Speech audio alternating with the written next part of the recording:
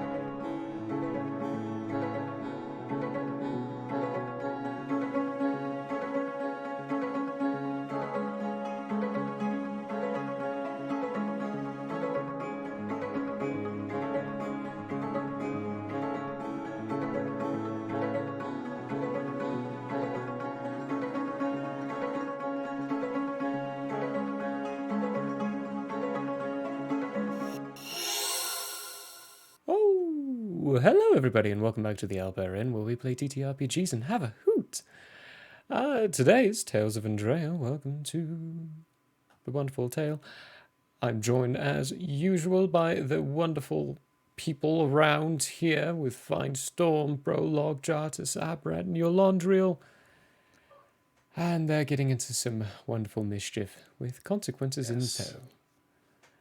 As for the week, we should have Tuesday. That's the next one. I'm trying to remember what I believe, right? Yes. Because that's not till Sunday. Perfect. We're good. Rain in the Garden. I can't remember when we're doing that one, but just reminded myself. Tuesday into the Nightmare at 6:30. We are still in the tower, I believe, and killing things, shadows of ourselves. I believe. No. I don't know what we're doing. Maze stuff. Things. After that, on Wednesday at 6 is Playing with Mutts with some lovely Hero Siege. I was joined by Michael Howe last week. That was a lovely little hoot. I have since taken that character and leveled it up to 100 somehow. And Friday this week is Here Be Shenanigans. Yes. So I think we're just going to keep going with American McGee's Alice. We're having a pretty good time. So tune in for the rest of the shenanigans. I don't say the rest of as in that's going to be the final episode because we know how that works. But it'll be fun. So come on by. Fridays, 6 Mountain Time. Yeah. Keep that time slot. It's a good one. Oh yeah. It's always full of shenanigans, as the name suggests. And Saturday, for Saturday wise, we're actually, most of us are going to be away at the Denver Fan Expo. So come on by and try to find Michael Howe's booth, and you'll find Zelda Elf and myself there as well, on occasion when I'm Nice. not wandering around. So no Nightbane this week. That's a worthy reason. Out having fun and socializing with people. It's going to Yeah. be, I'm going to, Oh, yeah. it's going to be great. Other than that, I don't think we have any major stuff to go over, so I think we can just roll that intro and roll into it, yeah? Yeah, Oh okay. yeah. Yeah. Perfect, you.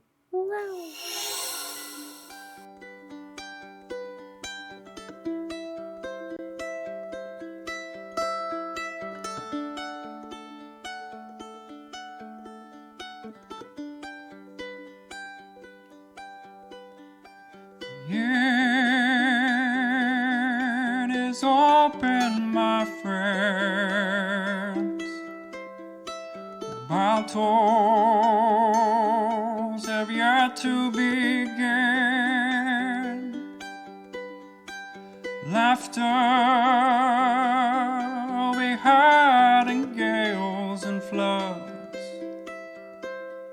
but if not, at least there will be blood. The sorrow and loss may abound. We'll do our best to hold this hallowed ground.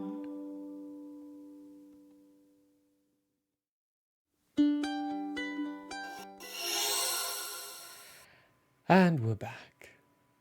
Little recap. Since last we left the wonderful consequences, they departed where they were with the small gathering of gods before them, headed to Moonlight, met some fans, I guess you could say, of the consequences, people who'd been following and tracking the news for a while. Greatly impressed them. Firestorm definitely left a massive reputation and stories being told in that city. Made some discoverings of their own there, and then travelled on to Pi, where they encountered Leaf and Laszlo, or Steve, as he's also called. Met the exuberant Orbit, and got folded, I guess you could say, to the shrill jungle, Antirich, where a group of people, as according to Orbit, are waiting for them to help. Whatever it is they did, he didn't tell them, but he threw them the heart and then folded them there. You're now in front of a bunch of drow who have quite hastily readied their weapons. Greetings. I am Brolog, son of Beatrice Log, and you are... One of them steps forward, pulls the cowl down from his face, and I am Ristel Tuin. You have made quite an entrance. Brolog looks at his non-existent watch to figure out what time is it. So to answer that, I'm going to give you a description of the scene and what you're looking and seeing around you. Everything is incredibly dark. Jartus and Brolog, you only have about 20 feet of vision, as the cloud and the sun has been completely blocked out. It is still close to morning, at least last you checked, because inside the city of Pi, the sun was rising, and you were in that conversation with Orbit, say roughly about 15 or so minutes, so You're still in morning time, but it's very dark around here. You are surrounded by drow. Prologue and Yulon, well, actually, all of you would have a resemblance and understanding of what drow tend to look like from Leaf and in your own encounterings of the race previously. These ones all have a very similar and identical mark on them, a mark on their forehead. The only drow around you right now that doesn't is Leaf.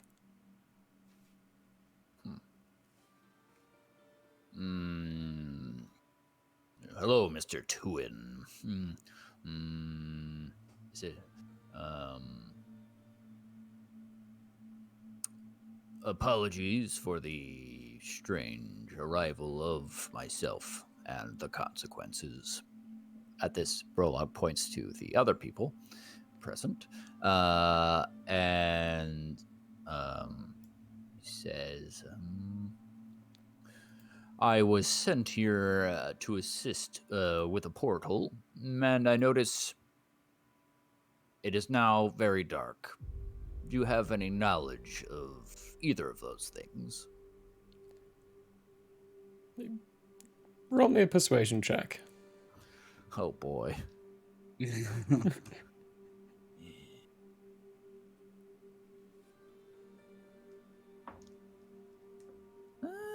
12, not my worst. 12? All right.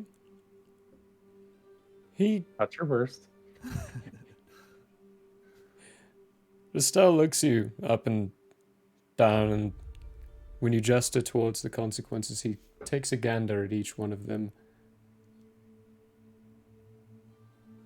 I'll do my flourish. A strange lot to be coming by to help for a portal.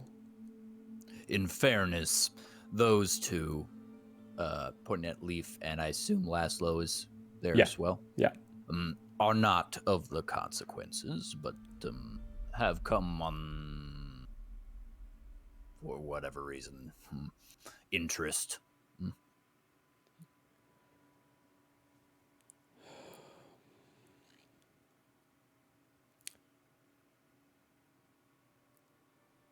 If it weren't for the fact that knowledge of this portal and us where we are is very limited, I would have you shot right now.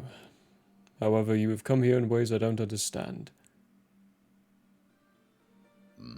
Do you know a lion person named Orbit, perchance? No. Oh, well, that is not helpful information, then, I suppose. He is the one who sent me.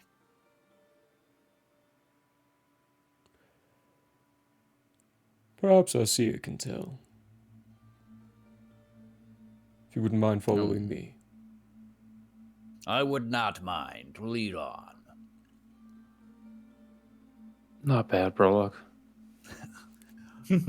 Prologue gives him the old Diplomacy at thumbs its up finest. with a big wink. That's very obvious to everyone. You are guided and guarded as well, and there are at least a dozen that you can see following closely by, watching every one of you very closely. Finestorm, your passive perception's enough to see that the trees that are all around you now, you don't hear any insects, birds, or animal life, are also filled with other drows who are beginning to poke their heads around. Most of them are staying hidden, but you catch sight of a lot of them. They guide you to a hut that is dimly lit inside. And Ristel stands at the entrance. Only one of you can go in to see. It's not a capacity thing. It's a capacity thing, not a ability thing. Very well. Yolandril, I believe you know what to do. And then Brolog goes into this hut. I'm gonna look around at the other guys and I'm gonna go,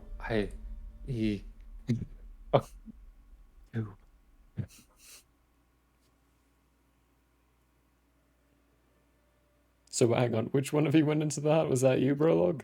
Brolog went into the went hut. into that. Okay. Yeah. Okay. When you enter, Brolog, it is lit by candlelight. And you have to scrunch over and find that it's much easier for you to fit in by just sitting down. And in front is another drow whose hair is long, a little matted in some places, and milky white eyes. Question. What size are these here drow? They're medium creatures, As compared to Brolog. shorter than you. The tallest one might be about 6'1", Okay. and much smaller than you too. You're big. Brolog's a big boy.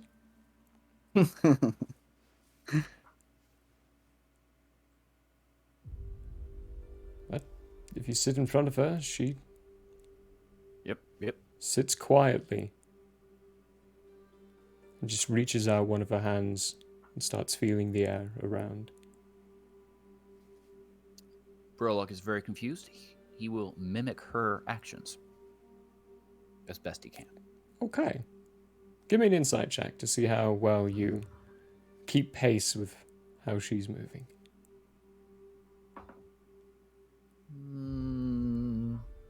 That's an 11. An 11. Ooh. You do fairly well. I mean, you lose pace frequently enough, and eventually there's a small smile that creeps across her face, and Brolog, son of Beatrice Log. That's me, yes. And you are?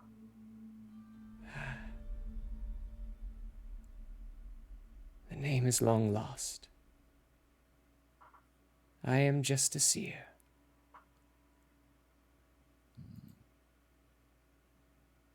Is that an enjoyable occupation? Depends on who's in the room with me. Is it now? No. That is unfortunate.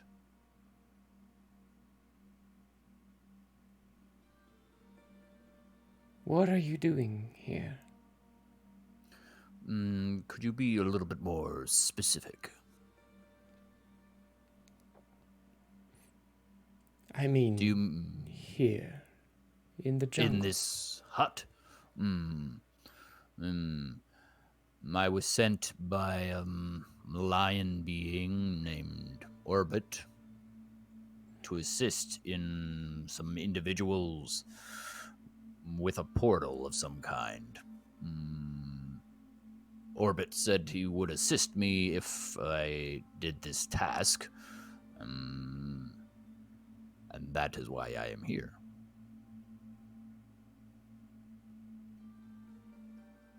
You didn't bother to ask why. Usually the answer is unimportant.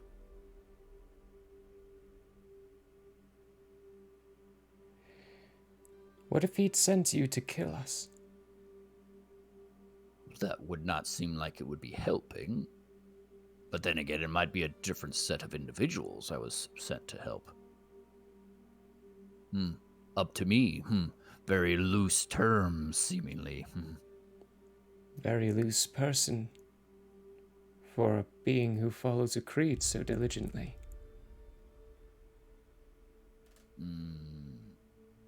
I do not know what you mean by that.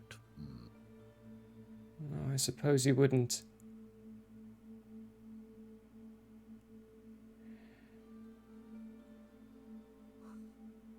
Would you like to help us? Potentially, yes. As it would follow my purpose for being here. Are you interacting with a portal in some way? We're trying to go through it. Yes. Very good. Then yes. How may I assist? Or what problems do you have that need to be fixed? We were waiting for someone, a being much like our own, for his arrival before going through. In the time, something came through and beated us out. Killed a third of our people. It rests by the portal now.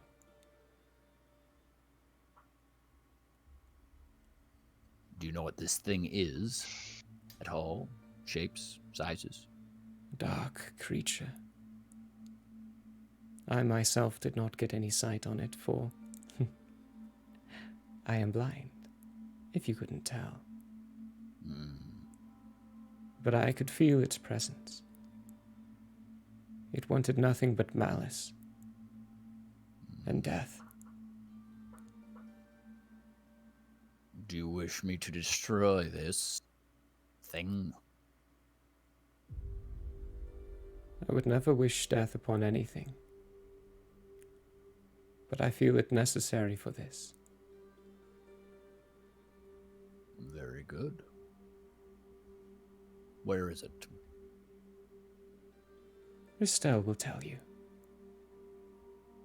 Very good. Question, Seer.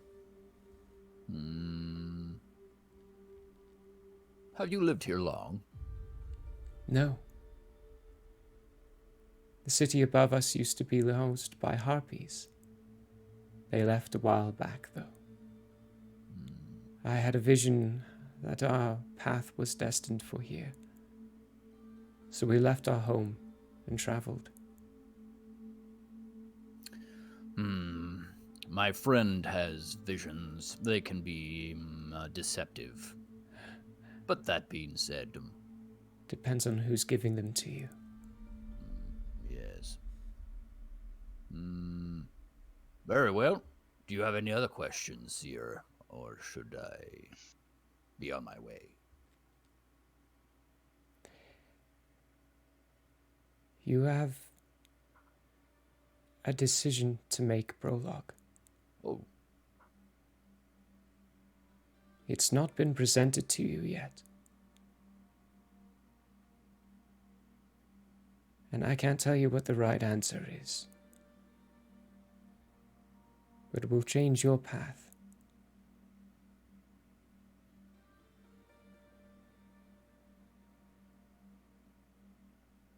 Make sure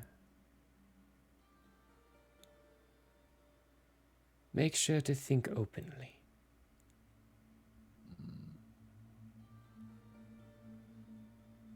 I will keep that in mind.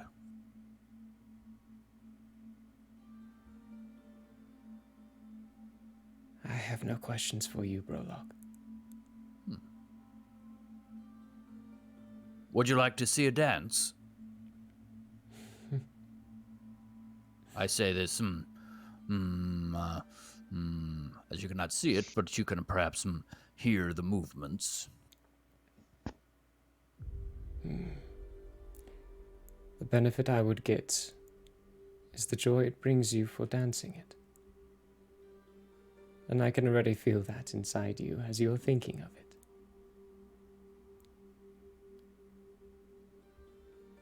But I think another time, Prologue. Maybe after this issue's resolved. Very well, very well. Alrighty then. Thank you for your assistance, Seer. I will do my best to take care of this menace.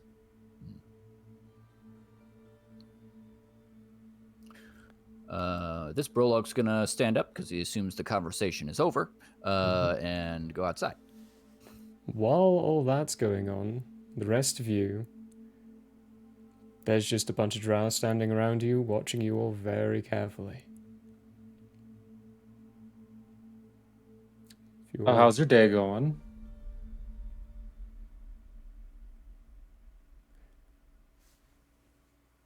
Estelle, you know what, actually, Give me a you're engaging minorly. Give me a perception check. Yuck. Yuck, he says.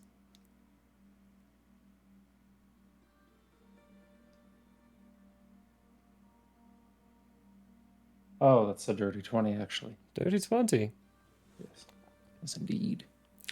While you're looking around at a few of them and ask that question, there are a couple who are occasionally just side glancing Leaf and then looking back.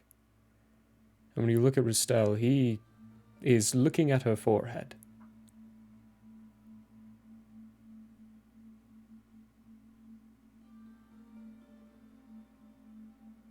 No one replies to that question, though.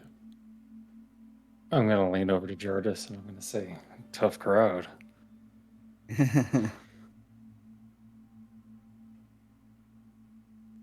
And that's the grand total of what I'm going to do. I don't know what the other guys are going to do. Is there anything that, like, Jardis could, like, pick up? Like, is he making eye contact with Leaf? Like, maybe I'm trying to make eye contact and trying to see what happens there.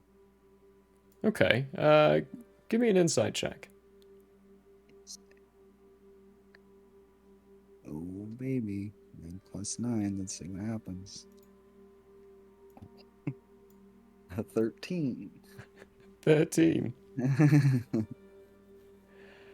It's not entirely too hard to pick up on, but he's, in particular, what you would notice is the fact that, if anything, he's maybe pondering why Leaf doesn't have a mark on her forehead, whereas everyone else here does. Mhm. It's probably at that point you realize that mark on the forehead, you've seen it before. It's the same mark that's on Aerolith's forehead.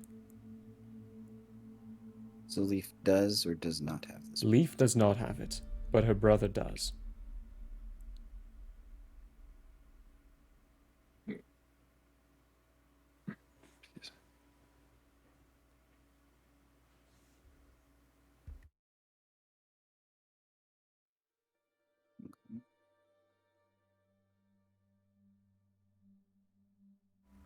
But if no one has anything in particular, Brolog will be leaving out of the tent. Brolog, there's a semi-palpable tension going on. Brolog does not notice the tension. It says, Elandriel, consequences. Good news. I have found that the drow here are the ones needing assistance with the portal. There is apparently a dark menace that came out of said portal, and it needs to be done away with. Oh, that's easy enough. Yes. That being said, Dro, is the Mr. Tuin around? Yeah, he's right behind you. Great. Mr. Tuin, question. Ristel. You can just call me Ristel. That is okay. Ristel, I notice it is very dark. Is that the commonality for this region? It wasn't before that thing came through that portal. The sun shone through perfectly fine then. So would it be your assessment that waiting would not change that condition? Yes, it's been like this for 12 days now. Well, that answers that. Well, Yolandro, Jartus, Yes. Aberrat, Yeah. are your spells prepared for such an encounter? Quite yet. Can I clarify? You mean to travel to the portal and kill this creature? Yes. And kill the third of our people? Yes.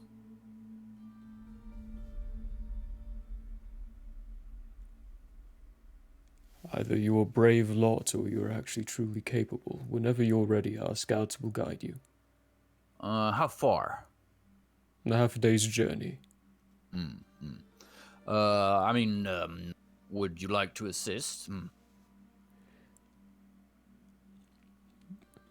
We cannot survive another encounter. Hmm. We lost many of our warriors, and we need what able-bodied men we have left for the journey ahead of us. Very well. Um, Do we know anybody who's been studying this creature, maybe? Or has any notes on anything? We can tell you what it did to our people. please do. From my reckoning, it's roughly 25 feet tall, lengthy, long reach. It seems to ebb and wave like shadows. The eyes glowing red, and horns that point back. Each swipe it took at one of our people, it was almost as if a strange mist followed after, as their body collapsed to the ground. Flesh was never sundered. Just being around it was painful. Was it fast? Like, did it move around quickly? I'm going to be honest, I was running most of the time.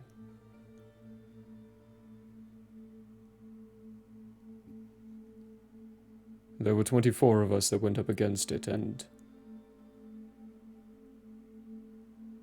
10 of us were dead within the first 20 seconds. Sounds pretty fast.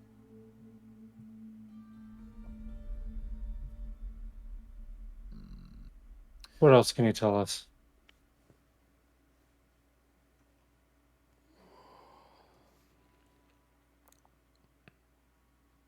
Did you see any flesh on it, or just this mist?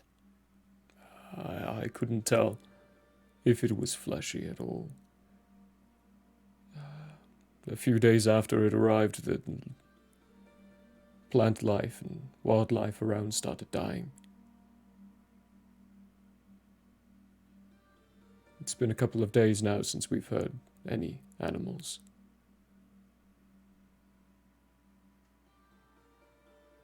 Is there any way that we could do research? Maybe take some time, Rolog. Take the night, prep. That is why I asked if you are prepared. Yes, if not prepared, wait until morning. Day. Yeah. All right, let's do that then. We'll have time to maybe do some asking of our employer, what information they could maybe give us. I don't think we tap into that resource as much as we should. Estelle, do you have a place where the consequences could rest? We could make room in one of the tents. Thank you. Lead on, please. He begins guiding the group. While you're going along, Abrat and Finestorm, you two would notice this. There is a specific clump of people in a different spot that are a mix of gnomes, elves, dwarves, halflings. They look battered and bruised. There's about a small group of 23 of them that's sequestered off to the side away from everyone else.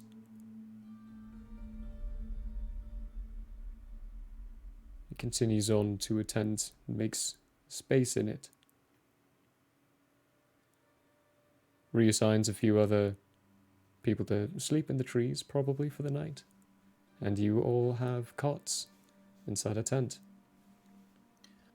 And the real time based upon when we were with Orbit is probably like noonish. It's coming up to around. You might be at 11 o'clock now. And I, as not a spellcaster, does it matter as far as changing spells? Like if we go to sleep right now, will they be able to change whatever spells they need to change?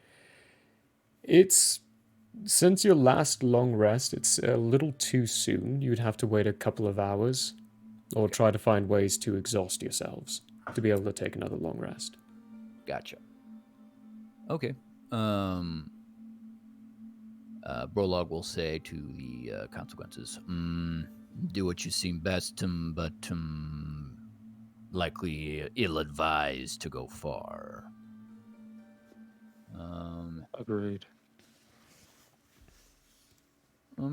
Brolog's going to sit on one of the cots, lay on one of the cots, and ponder what has happened thus far. Okay. If I am to understand, you all have a day ahead of you where you are going to sit and ponder. If that's No. if that's the case, there are a few things that will go on during the day, but none of it's actually major. But what would you all like to do for the day?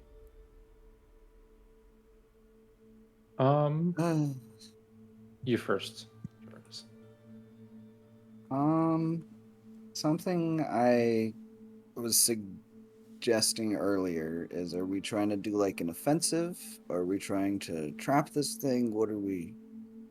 I think before we ponder, I think we should figure out what to ponder about our situation. So we should, because I have stuff that can bind things and hold things, and we all have ways of doing that. But we also have some pretty powerfully offensive stuff. So Mhm. I think if we have a targeted plan If I can rather than interrupt for just a pressing second as random well. stuff. Also remember you Mhm. have Leaf with you who might be able to do some Oh. things, and Emma's hiding around in the tree somewhere. Yeah. Well, let's call everybody into the room and have this Yeah. conversation slightly as RP and slightly as us just trying to talk through this.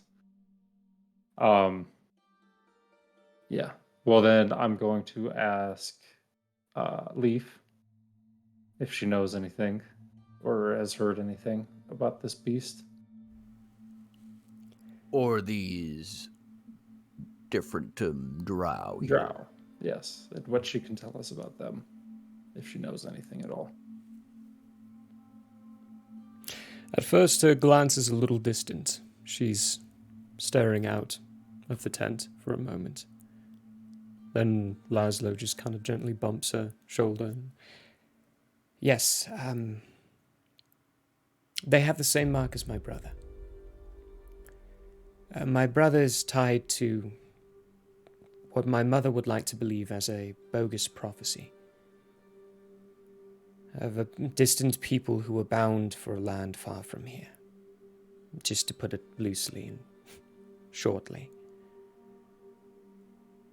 My brother is bound to them. According to the prophecy, he is their key to where they need to go.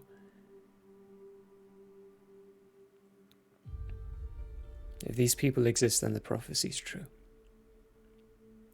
We need to do everything we can to help them through. As for the creature, I have faced many, many things in the Underdark. I've killed many, many things. Nothing sounds like that. That's what I was worried about. Barat. Question. Your abilities seem to be of those that could affect an individual like this one does. Any idea of what it is doing to kill?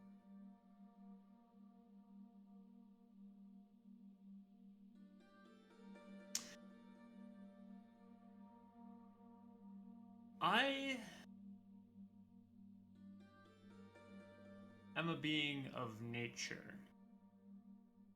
This thing seems to be a little less natural.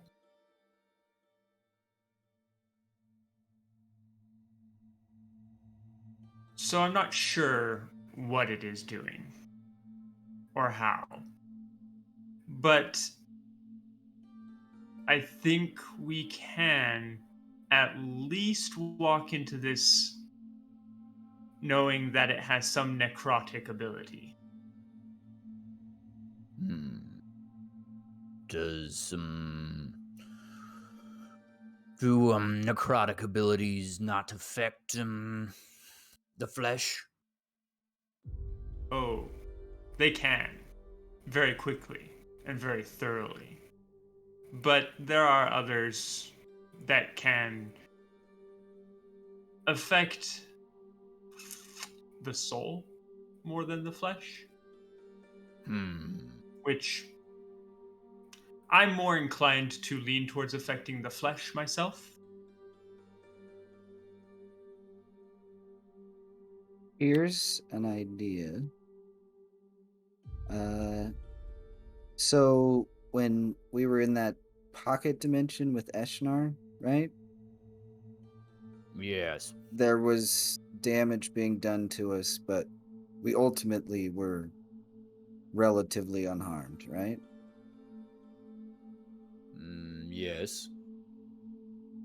So would there maybe be a way that we could manipulate that? Because I know the connection was through your Landriel's armor, right? I have no Eshnar idea, had. but possibly. So maybe we could look into a way to tackle it on that front. Maybe not even on a physical front. Throwing ideas out I will say until we can most figure of out what my it is. abilities are better used in the physical. Myself. But you do remember how physical it felt, right? Maybe this could be like a test arena so we don't get ourselves killed. Although I will say, I'm surprised you did not bring it up. But perhaps this might be a time for that ability you speak of, the controlling one. Oh, Gaius. Yeah, maybe. If you use that, then perhaps we just get it to leave without killing it, and then the drow go through. Do you think it could work? It's pretty risky. I have no idea, but it is. Unless it is costly to you in some way. So, if we could maybe find some way to discombobulate it even beforehand, giving it some sort of advantage, the spell to succeed, I think that might be a good idea too, maybe. What do you think? A Spells multi-tiered are approach. not my forte. Elandriel, any thoughts on that approach? I don't have any kinds of spells. Well, I have some of the spells that Jardis has, but not the same type of spells. I think what I need to do is focus on keeping you guys up and alive. I can give it a disadvantage on a specific type of ability save. Aha. I don't know what those words It's means exactly, but it dexterous or it's seemed like what strength, we were or as you were suggesting, geese, we could make it have a harder time resisting Also remember, I Gaius guess its takes a ability to minute to protect its cast. mind. Gaius Yeah, takes a whole minute to minute. cast. Keep that in mind. Whole minute. Wait, that's like So- 10 rounds? Yeah. Ooh. Tell me more about Could this, we- Jartis. Is it possible Would to prepare a the- spell before combat starts? Like maybe lure it into combat? You would have to time it. You would be able to hold the spell after doing the minute casting. It would keep your concentration and continuously take. Like, if you get hit, you could lose concentration on it. essentially, if you don't have the chance to cast it. You could also try to lure it to you so you can cast it to them after you do that. You yourself would not be able to move, though. It would need to get within your reach, which is a 60-foot reach. So I agree with your Landriel's plan of protection would be really a good idea. Maybe some kind of... Jartis, question about this spell. Would the target be aware that you are doing it? Beforehand, that is, whilst it is happening. You are forcing it to do something, or refrain from some action, or course of activity. The creature must understand what I'm saying. So you must be speaking to it. It says if the creature can understand you, it must succeed on a wisdom saving throw or become charmed by you. So does that mean, small aside, does that mean if it doesn't speak that language, that spell would not be possible? You would need to speak its language. So we would have to figure out what it is. What I mean, it that's speaks. possible. Right? We could do that, but... Yes. Maybe it backup plans, since that knowledge is not available at this point. I can summon a draconic spirit. We would just have to find an item that is expensive, engraven with a dragon. That seems... That means exactly... I do not have one of those. Could find one. Actually, wait, do I? Be fun. Does anybody have any dragon inscribed anything? What's the dragon tear? Does it have one of those? Oh yeah, it definitely is. Burlock will get out of his bag his magical spear and says, "You mean like this?" I mean, it would consume that item, but that could be a backup plan as well. It will become a draconic spirit. Theoretically, if Brolog is offering the sacrifice for the spirit, would he be able to have any influence? Like if I offered it to him? It's it would be you. It's all you. Okay. Because you're the one casting the spell. What's the spell called? At least here? it's an ally to all of us. Summon Draconic Spirit. It's a 5th level. I don't have it prepared right now, but okay. That's an idea. Cool. Thank you. That's a fun idea. Yeah, Burlock will hand the dragon tear, Tare, to Jartis. It says, "Yes, that seems like it could be useful. Yeah, prepare that." Aberrat, any ideas? Not be charmed, frightened, or poisoned. Who is this?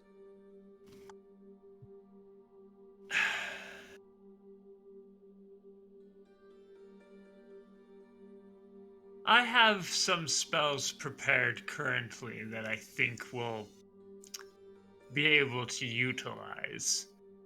But until we know what exactly we're dealing with, like I said, I am best at dealing with the physical.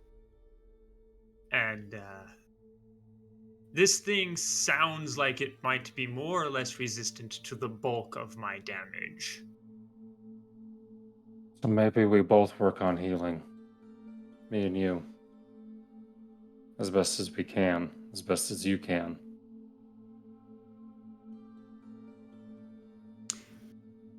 I definitely have those prepared for now. Very good. Fine, Storm. Do you think you and Emma might be able to get close enough to gain any information, any idea? Can always try. I Never thought you'd know. never ask. Can we go now? Yes, go now. Yay. Boom. Yay. She runs after. I've been waiting to get out of here forever. She has to. She's been sitting there, like, patting her feet, tapping next to you very impatiently.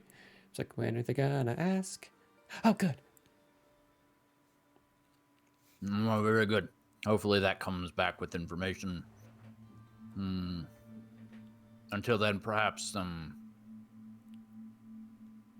speak with those around. Perhaps some details can be garnered. Okay. With that, Brolog's going to go out and look for someone who appears injured. Okay. Let's let's cover Find Storm now. Because then I can reintroduce you to the party whenever the time has gone by. With your speed and Emma's speed, you'll get there quicker than half a day's journey. It'll probably take you a fourth day's journey. Because you're both incredibly fast. Okay. But I will need 3 stealth checks, please.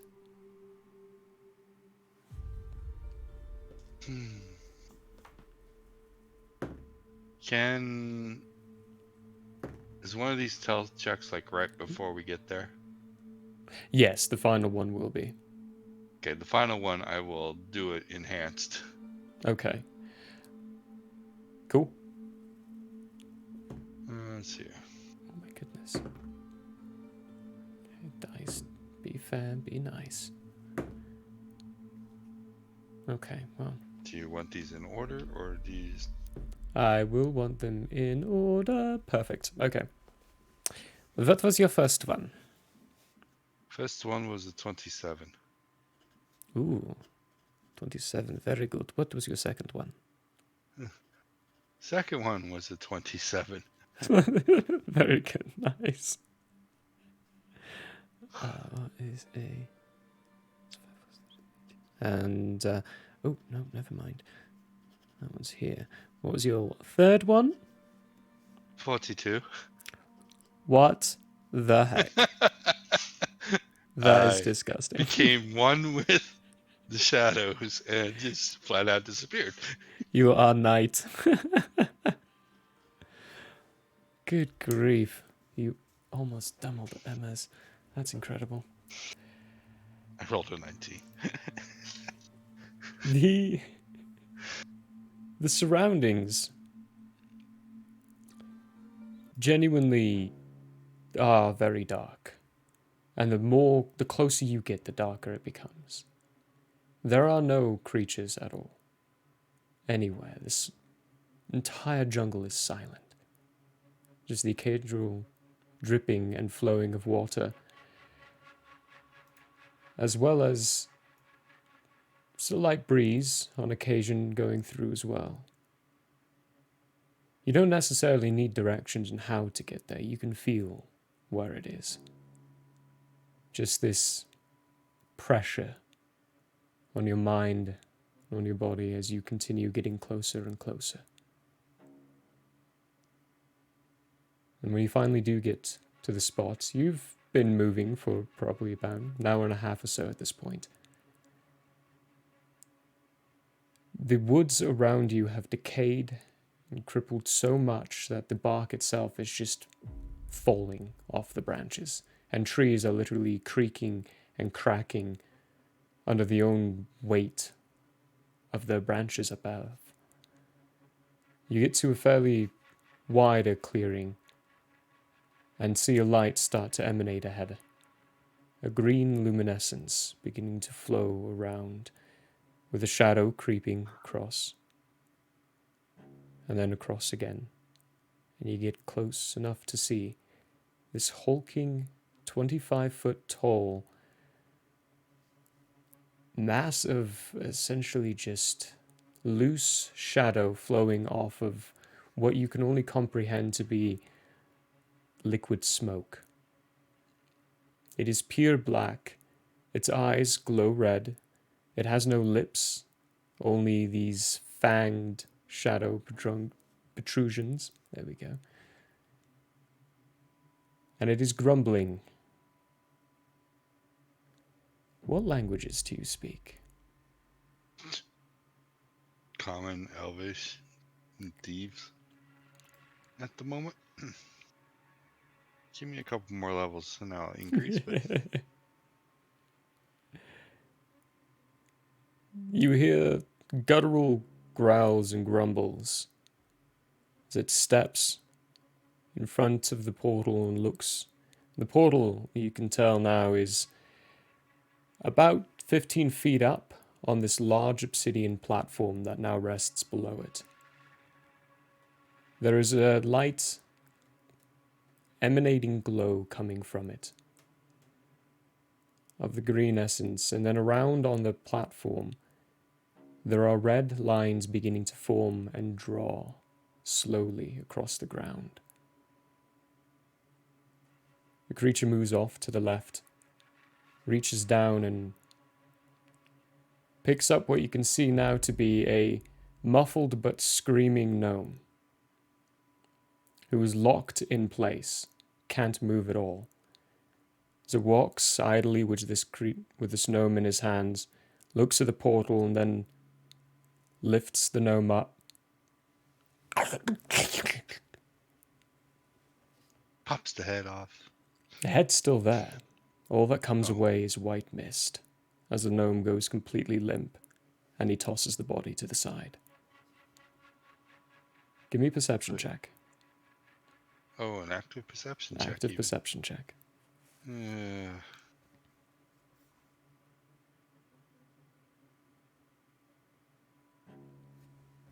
Emma's gonna do the same. That's not good. 17. 17. There is a small group of these, what seem to be paralyzed, but alive people off to the left of this platform. Currently there's around 8. There used to be 9. Couple questions. Mm-hmm.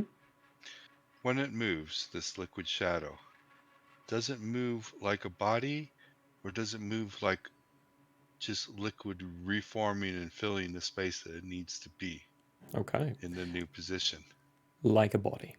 It moves like a body with smoke flowing and falling off of it as it moves. But it's not reshaping itself as it No. moves. It's solid enough for itself, but Yes. okay. So when it bit this gnome, there was actually no physical bite, even though it looked like it. Looked like like it, yeah. It looked like it, but it's just bit its soul, basically. Yeah, that's what it looks like. The third thing is going to be a little bit more tricky. Can I sense it as being shadow without stepping into it? It is not. That is 100% not shadow. Okay. Where's Emma? Currently terrified right next to you. She's never seen something like this before. She can't see me, but anyway.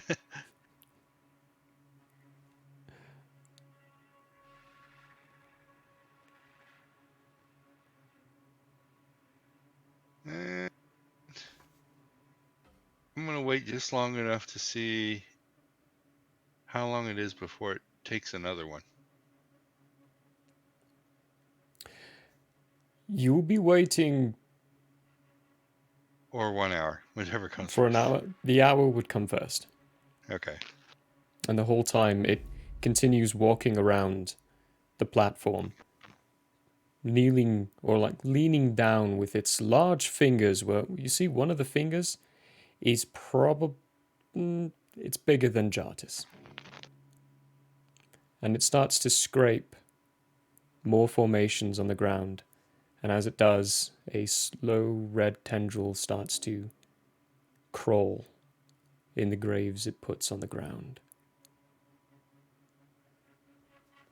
I want to climb.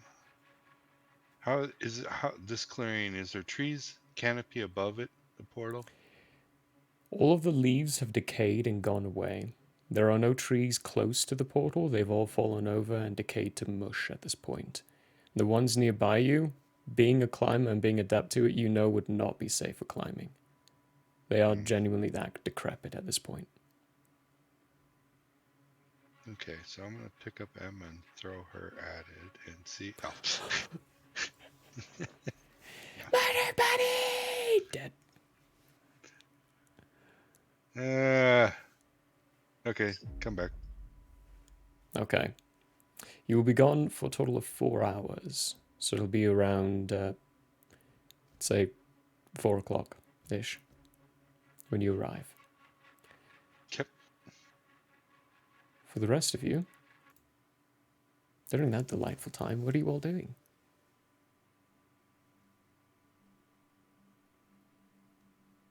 What are we doing, guys? I was looking for an injured person. You're looking for an injured person. I want to see if if any of them want to accompany you. Make it easy on the DM. Maybe. Sure. Thanks. I'll accompany you. I appreciate you so much. Yeah. I accompany you. There are. Abrat. I saw the mute. Abrat is going to meditate. He is currently thinking on what spells he's got access to and whatnot. So he's thinking. Okay. Cool. Intent, thinking, and pondering. Anything in Jartus? Are you still recovering? Yeah. That was pretty horrific just to listen to. I think I'm just prepping spells, I guess. Is that something I can do? Yeah. While we're waiting? You can sit and do spell stuff. Prologue and your laundry. You both. Yo. You have 2 options. When you ask just a generic person, there are two medical tents, essentially, that you can go to. One where the refugees are, as they reference them as, and the other one where the other fellow drow are being located. Drow first, refugees second. Okay. For the drow, they look haggard and tired. Most of what's going on inside this is not physical wounds that you see. It's more people who can't quite process what was going on, what they saw, what they went through. There is one that you are told who's in a bed and looks very catatonic, who hasn't replied but did survive an attack from the creature. Prologue will say to Yolandriel, use this, yes? Why are we here again, Prologue? Why do you need a sick man? To gain information about the beastie. Oh, okay, that makes a little bit of sense. Oh, this is going to be horrific then. Sorry. Joy. And I reach down and I pretty much do the Vulcan thing, the mind meld. Well, if you were awake, he would definitely not be okay with that, but he is not awake, so... for yourself, first off, give me a Constitution saving throw. I will.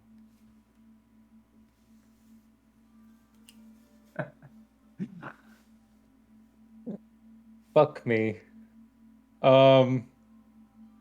Yep, I have no advantage on that one. That sucks. Well, that's a total of 3 with the nat 1.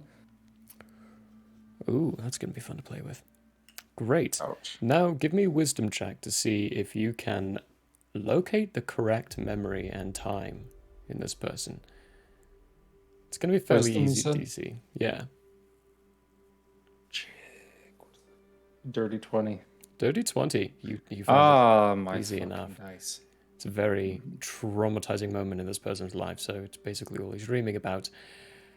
He was the front line. He was one of the guards for the portal itself, and when it came through, you see a flash at first as his back is facing it, And then he turns, looks over at the other guard, who gives him a confused shrug. They look back at the portal, and there's another flash that blinds him for a second.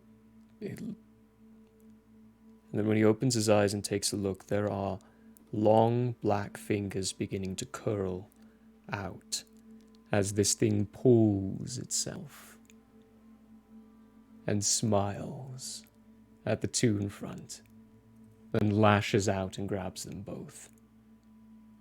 The guard you have in front managed to wiggle himself away, but you experience the pain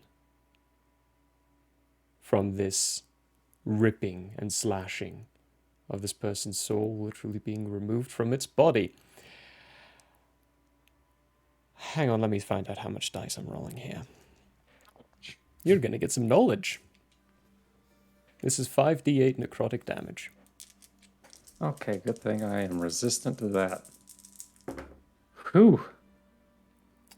That is 8 plus 7, 15, 19, 25 plus 8, 33. 33 points of necrotic damage, and I need you to make another constitution saving throw. 33 points in total. What's that halved? Halved is going to be 16. 16. Okay, let me do that quick before I forget. And what was that check? Sorry. Constitution, yeah. Save or check? It's a save. Save. No, it doesn't matter anyway. 12. 12, that is a fail. Your maximum hit points is reduced by 16. Cool. Nice. How do I do that? That's a great question. You might want to note on the side. Yeah. Okay, well, I'm going to come back to Brolog. With a cracking headache. And I'm going to look at him, and I'm going to say, that was a mistake, Brolog. This is a mistake. We should leave here now and never return. And then I'm going to go back to the room. Elandril, that was not very informative. Might you say a bit more? I just lost a ton of health just from looking at a memory of what that dude went through. So, it's big, it's mean, and there's probably very little I can do to help you guys out. And then I'm going to turn around and walk back to the room. Laundry the pessimist. Brolog shrugs and says, very good. To the refugees, I suppose. He says this to himself as no one else is there. And he goes to the refugee tent. Okay. The refugees, there are, like I said, 23 of them. There's a couple inside one of the tents. One of them does have the cloth pulled over his head. And the other one has a broken leg. And you quickly learn it was broken because they broke it while they were running the hell away. You also learn this is what's left of the people of Pi. Interesting. They made an attempt at the portal and were slaughtered. Very interesting. Brolog will look for any leaders amongst these There's refugees. Yeah, he's dressed in red overalls and garbs with what looks to be a resemblance of a frog fox. It's Pi. You've seen Pi now. I saw that individual inside a big not that long ago. Give me a persuasion check.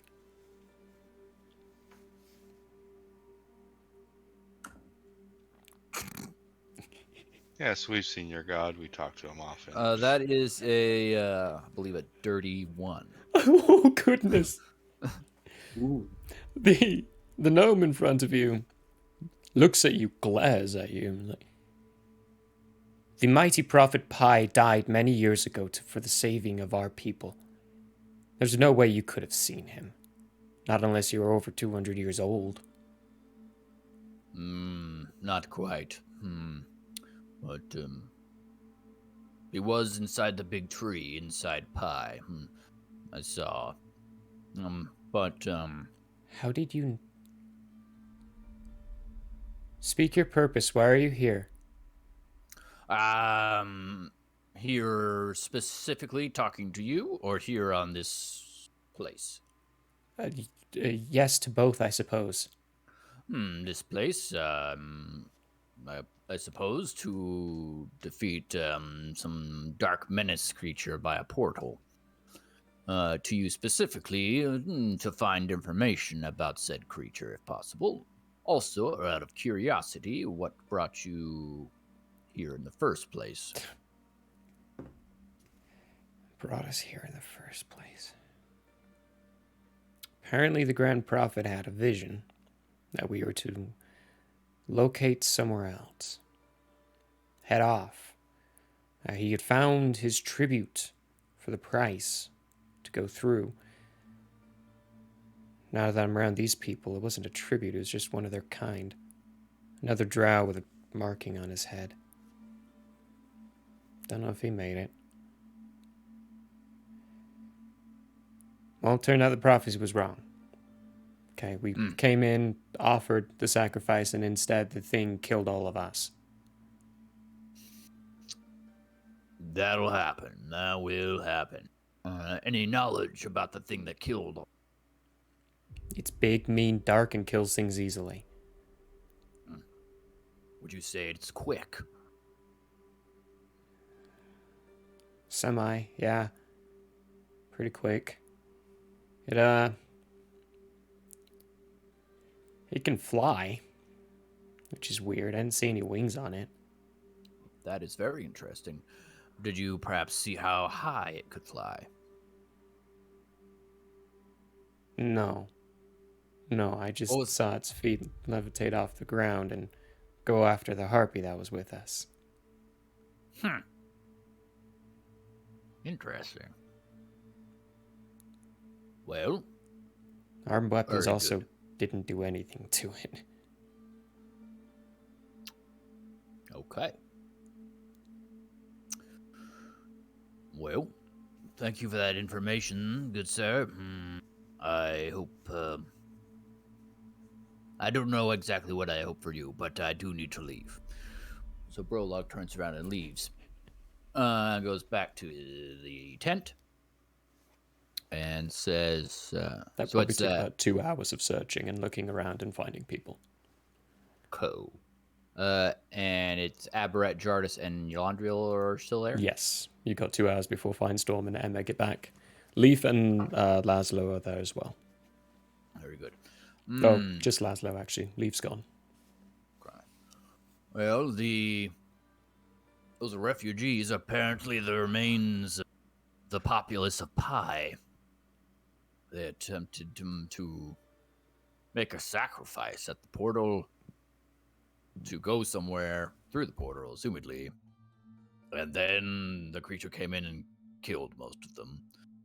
Also, it apparently can at least levitate, if not fly. They said regular weapons were of no use against it. Elandriel, anything else to add? We're probably gonna die fighting this thing. Since I have to expend one 5th level spell in the morning just to get back to full health from what this thing did to me through a memory. So How many diamonds do we have right now? speaking of Collectively as a which, group? I need 100 gold points worth of gold dust for that first thing in the morning.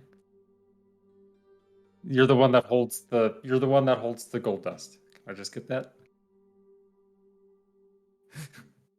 Fancy No, I gold don't know dust. if you hold it. I don't even know if I have any left. Do I have the I don't gold think dust? I do. I don't think I have any gold dust. You had gold dust? When did we ever had gold dust? We got some. It was Remember? diamond dust, wasn't it? Or that's what I mean. Diamond dust, not gold dust. Ah, understand. I think you had it because you made all those symbol traps when we fought the king. How many diamonds do we have?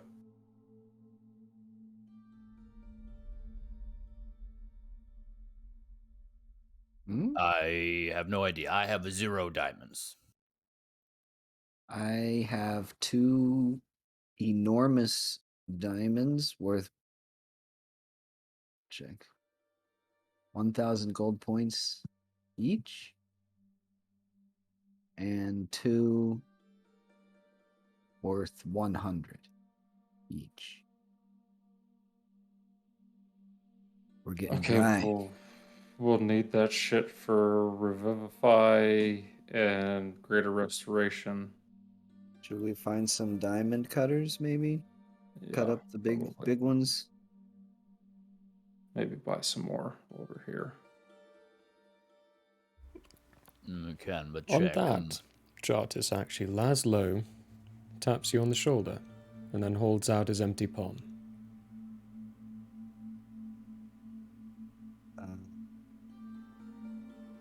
Do I owe you something? Perhaps you can smash diamonds with his fists. Is that what he wants to do? Is that what you want to do? Okay. So I hand over. I'll just hand them up, both of them, the 2. So we'll remove the rare, enormous diamonds. He steps over to a table and sits down. And then just starts scraping around with his finger. It's a little uncomfortable noise. But he's beginning to cut your diamond for you. It'll be a process, but he'll have them down to diamond sizes of only 100 gold each. At the end of that. That's what we like to see. How many? You gave does him... he keep? He doesn't keep any. He just does it and Oh. gives them to you. Oh, nice. What a fella. Yeah, he's a pretty nice guy. He also munches I on ask wolf brains him, while he's does he doing want that. anything? Wait, say what? He's munching on wolf brains while you're asking him that, just casually eating. I think he has all he wants right now. Maybe he's good. Very good. One last thing. Well, Very nice. Yolandriel, you seem very pessimistic. Was this not the course that you hoped for? No, because we'll probably die by the end of this, I say as I flip the page of my spell book. Do you wish to not do this quest for Orbit? The like what you only are way proposing? forward is to do this. So Mm. maybe we'll get lucky. Flip. And I look back down at my book.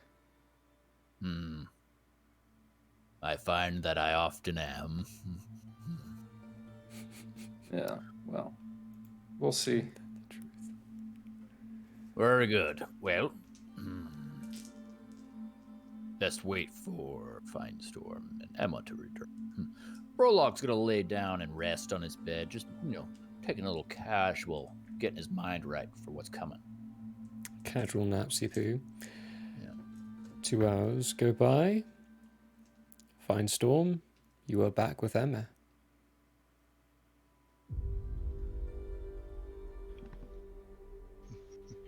You guys are all gonna die. That is an interesting assumption. Please explain.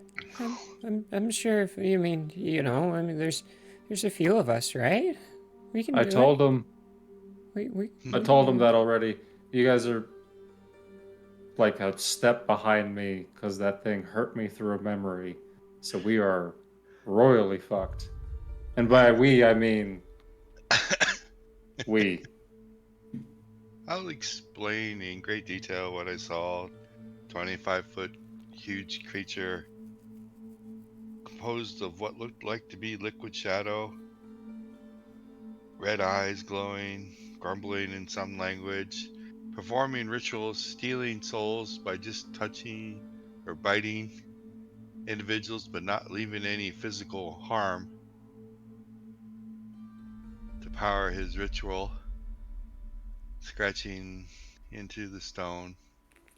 I doubt it can be hurt by anything normal. It will have to be extremely, I don't even know if magic can hurt it. It might be ethereal. It's huge. It can't touch us, so we have to kill it without it letting it touch us. Good luck.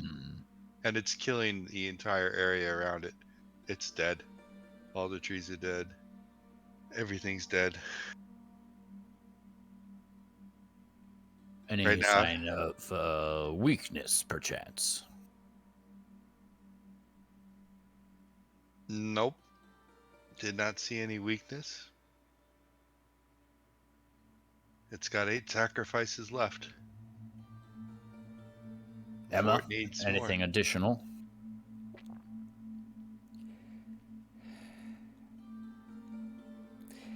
The area specifically around its feet looked weaker than normal. It might be Was a it in little. the sunlight? There's no That's sunlight what- around here, your Laundriel.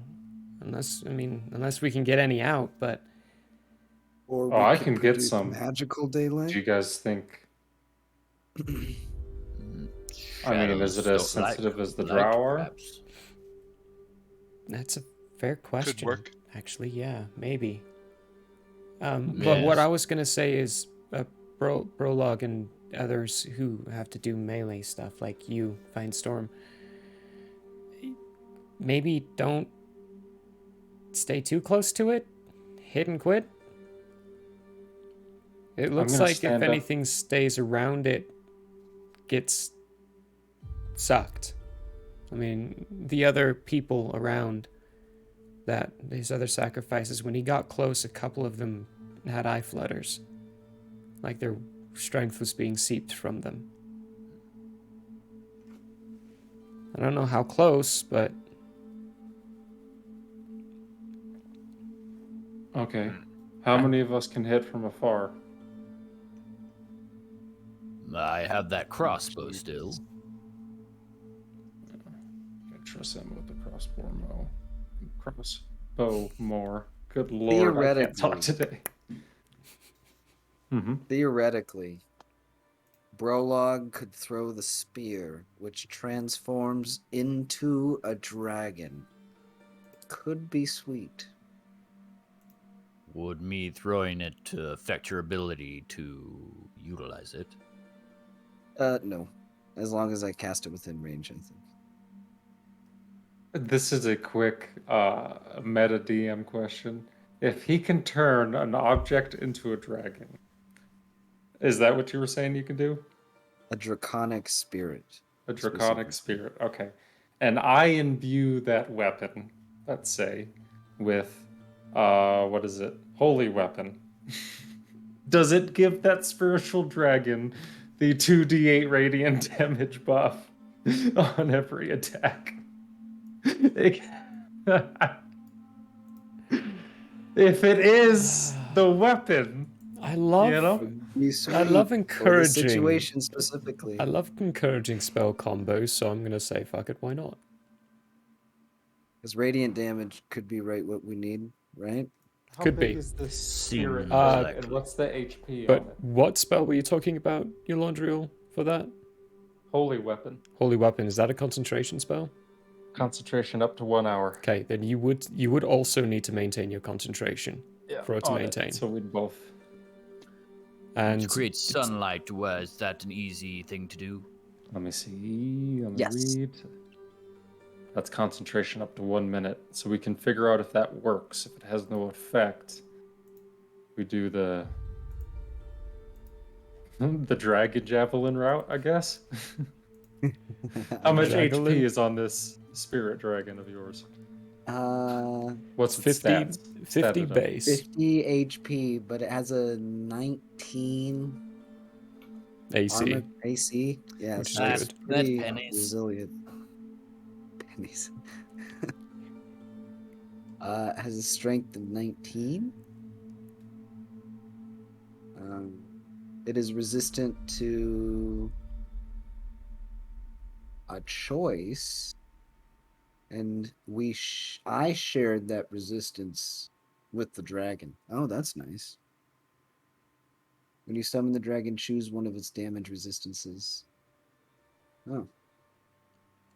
So it can see in the dark. It has blind sight. I have an idea. I And say, it understands the languages we speak, which is and I good. turn to Firestorm, and I say, "How do you feel about being bait?" Because I have, and I turn my book around, and I show him freedom of movement, and I say, "Now I know that you're not affected by terrain and that, but it says right here that whoever I touch cannot be paralyzed or restrained during the 1 hour period, and it's not concentration. Yep. You can also spend 5 feet of movement to automatically escape from non-magical restraints such as manacles or a creature that has it grappled. Finally, being underwater imposes no penalties on the target's movement or attacks. Pair that with So why don't we Longstrider and you make the give him fastest another 10 guy? feet. So why don't we stack the fastest guy and let him lead this big thing into a trap, and then we all stay as far away as possible? Well, Assuming it it'll fall for the seems- trap. Yes, Assuming it it seems will. like this beastie is performing a ritual of some kind, and will just shoo whoever comes away and not chase it. If we annoy it enough, I think we could piss it off. I mean, who's better at doing that than Firestorm? I say, and I give him an elbow. I don't annoy anybody. No, you definitely annoy our enemies, and that's good enough. No, I can see that. That's actually a really good point. If you can stay out of its grasp, piss it I'm off sure enough. if we free its sacrifices, that would go a long ways into pissing it off. I think it would. I like that plan. Jardis will hit you with Longstrider. You have Longstrider, right? Well, quick. Freeing sacrifices. Firestorm, they weren't tethered or tied. They were just frozen. How are we going to do that? Carry him away. There were 8 of them. With Firestorm's movement. Prologue can carry 5. I believe it. I can't carry any. I'm not that strong. Plus, I don't You'll want to be get hitting that it from close. afar. Yeah. Plus, yeah. who knows?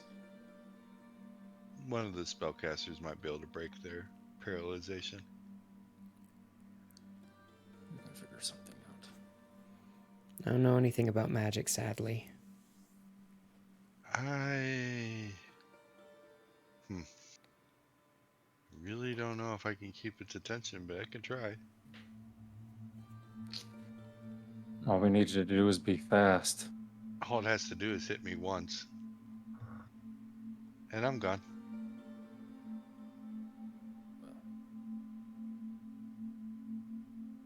You Well, don't very think good. Don't think it cares about armor. No, probably not. Very good. So, Elandriel with the sunshine, and then you and Jartis with the holy dragon. Firestorm and I will attempt to remove the hostages. Aberrat, any contributions that you are aware of as of yet? I have some thoughts. But most of what I'm going to be doing is buffing you lot. It's not a bad idea. Changing my spells up now. Just so I remember. Jartis, Yes. if you happen to be able to communicate with this creature, and geese comes back on the table,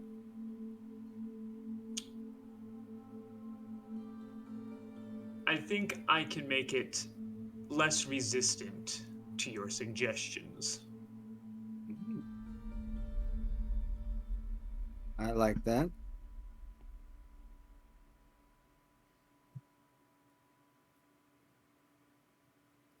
Very good, very good. Well, seems like a plan has been formulated. Are we, real quick, are we still wanting to keep Gaius as a backup plan, or what are we trying to do? Put it in the pocket. Yes. It has multiple issues. The minute cast time, as well as your need to be able to communicate with it, but if all else fails, there can be little harm in attempting. Okay.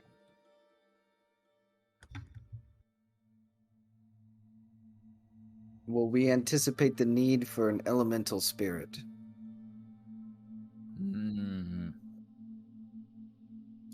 I have no idea. I think we'll. Can you banish an elemental spirit? Yes. I can bend one to our will. That sounds interesting. Yeah. But it'll take an hour. So theoretically, that could be like the Gaius, where I prepare that beforehand. But that would have to be like the thing that I would do. Right? Gaius is a lot less complex of a spell to do. Like, it'll take a minute for you to recite and go through the process, but an hour-long one requires more ritualistic type tendencies, like lighting of incenses and candles. That one's going to have to be more precise. A lot harder to do in scenes like that. And Earthbind only lasts a minute. That's the only thing I would have that could keep it where it's at.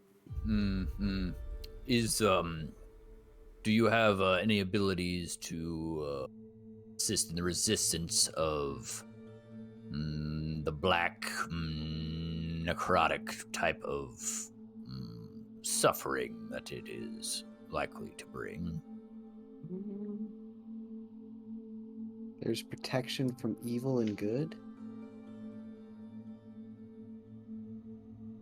Protected against aberrations, celestials, elementals, fae, fiends, and undead.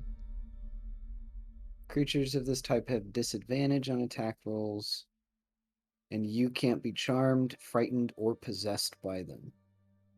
If the target is already charmed, frightened, or possessed by such a creature, the target has advantage on any new saving throw against the relevant effect. So maybe that's a good idea. Some protection from good and evil. I don't know. If that Hard would to even say. help. Yes, unknown on that. Okay, well, very good. It seems like the consequences are prepared as possible. I'm going to search out some dinner. Anyone else? Everybody get their last meal. Yep, Last probably meal. eat. I will eat good berries yet again. Brolog will look for some tasty grub. While Jartus has the shits, Brolog finds some tasty grog and food and beer and all the lovely little things that you can try to muster up. It's all travel stuff and fairly old and stale at this point, but it's still sustenance. While you're meandering, Brolog, and coming back with some food for people, you see Leaf exit out of the seer's tent. Looking very I think Peter's looking at his fiancée and making eyes. Making She brought me a ours. milkshake. Ah, what a wonderful person. Nice. That's what's up. Sorry. You're good. She looks fairly perturbed when she leaves the tent. Catches your eyes and... Prologue.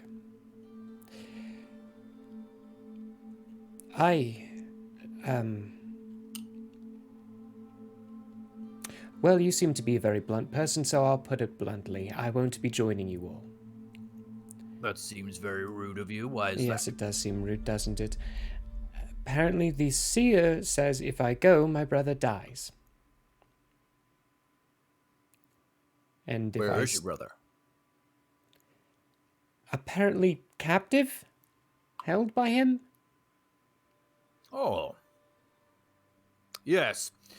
Firestorm just looked into that. The monster has some hostages that I was hoping to free as a part of the plan.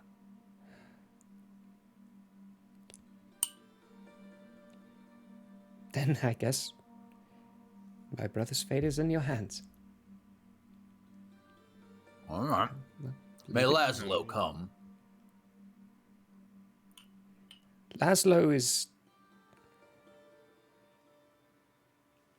He's not quite the last of his kind. At least I don't think he is. I need Laszlo alive. He's the only chance we have to find what's left of his people.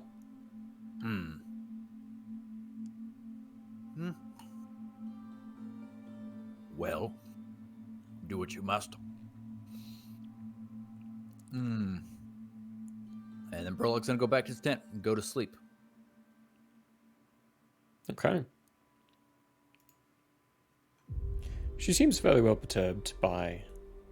at the end of that, yeah. Not very happy about certain things, but if none of you have anything for the rest of that day, we will have a long rest. Jartis, that permanent HP decrease goes away after a long rest. You are back to your... not Jartis, sorry. Your Laundriel. You're back to your max HP. The temporary reduction is gone. Okay. Said the wrong name again. I was gonna say, I was like, wait, I had a reduction? What happened? What? Well, glad to hear it's gone now, but I had one to begin with. What? Okay. Yeah. First thing in the morning. Actually, before the morning starts, there's a couple of things we want to do. Firstly, I totally forgot to tell you all to level up last session. Oh. So we're going to take the chance and we're going to level you all up now. You should all be level 11s at this point. Which might change things for you spellcasters, because I believe now you have a single level 6 spell slot. Oh. Do we want to go early break or? Yeah, that was the idea here. But first, let's roll some HPs. Let's start with you, your Laundriel. Did you get max? I got max. That's Perfect. An 8. My D8. So 8 that's... Yep, I'll do that. Nice. 8 on the D8 to Abrat.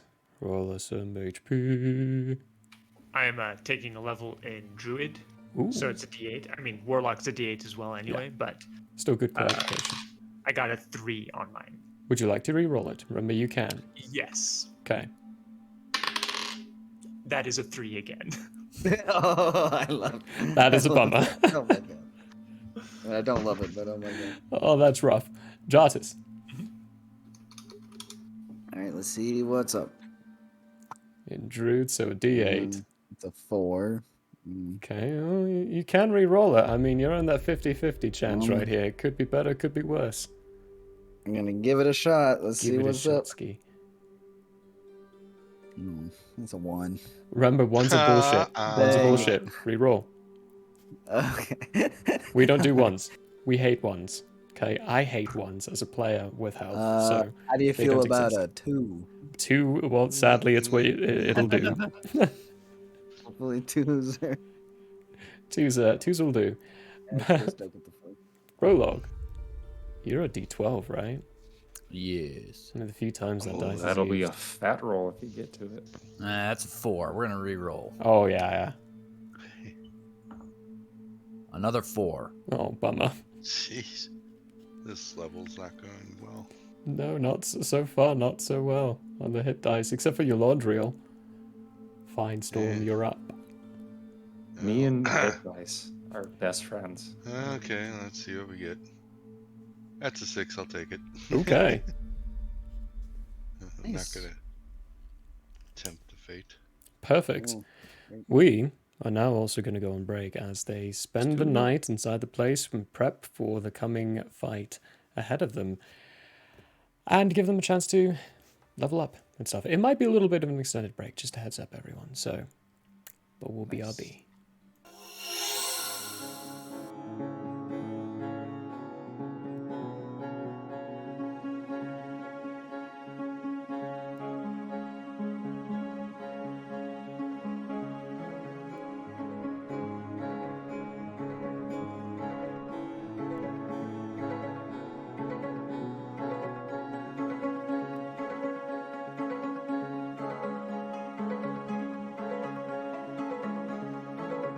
I don't know what's really going on. Hi!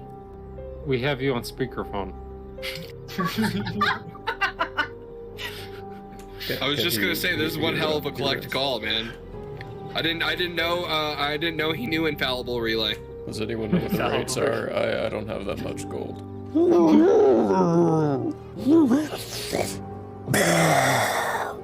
And breathe all over it. I need a dex saving throw. It'll be like a family outing. We'll be giving mom and dad Yeah, piggyback Shane, it'll rides. be fun. And then I need people to remember me after I die. I will always remember you after you die. But I hope you don't die. Like, almost like you could reach out and touch your own echoed self. Reach out and touch self. Do I see all this going on? I regularly do. You do. Okay. I like getting into things. Can I get a oh yeah? Oh yeah! Oh yeah! Consent is always important. Agreed. You're next. We have more for later. This is for the innkeeper. He needs to get turned too. Get out of here! Get out of here!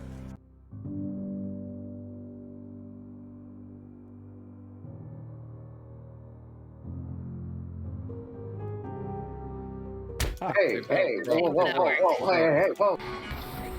Yes, good stuff. Why totally am I not dead. so bad at this game? Jeez. Might be genetics. He deserves it. What are you doing? No, straightforward. Straightforward. Straightforward. Straightforward. Straightforward. Now left. Now Now left. go to the left. Yeah. Now right there. straightforward. Right in that nook. Yeah. Right in that Now nook. look up. Now jump. Jump up. There we go! Good Christ! What was that? 15 minutes? Woo! You're doing great. Great. Bring him up. Bring him up. Red. No, don't drop me. Whatever you do, don't drop me. That is My slimy mucus ball. I think that's what that is. These are germs. Oh yeah, for sure. That's mucus. That is snot. That is all over that bowling ball, folks. Repulsive. Oof. Everybody knows if it's Nope. green and it's slime, You went that it's way. booger time.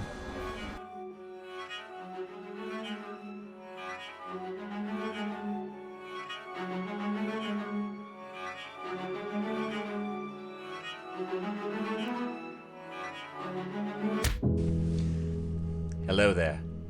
As a guest of the Owlbear Inn, you obviously have taste.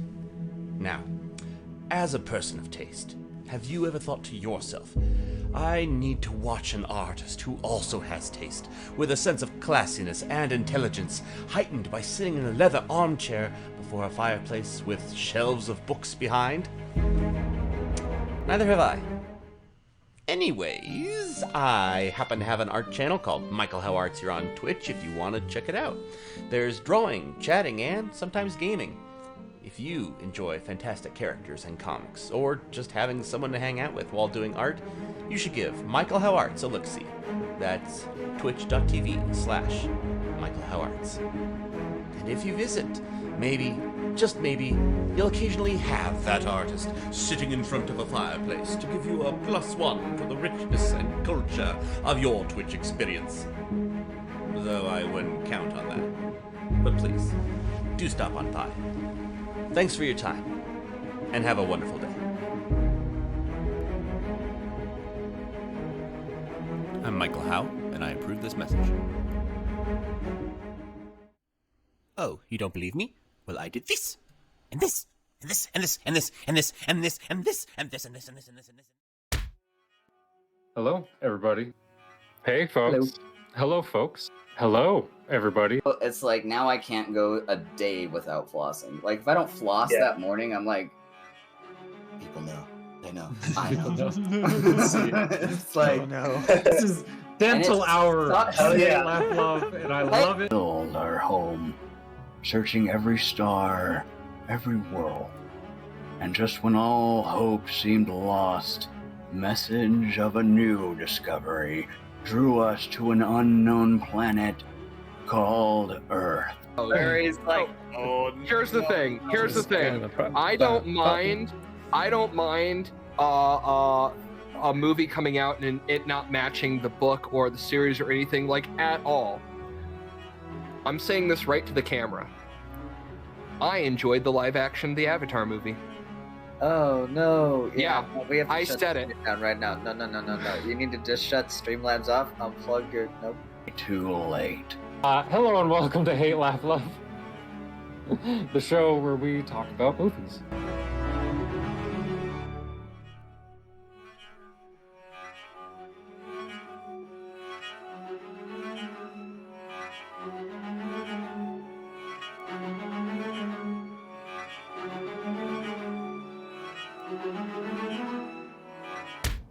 Identification number? Searching for a wallet. Does he have a wallet? No. Tattoos on his wrists, forearms. Nope.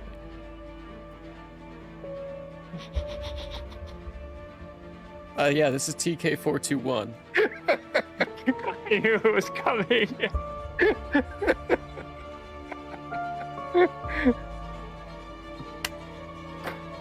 Let me paint this picture for you so you understand this.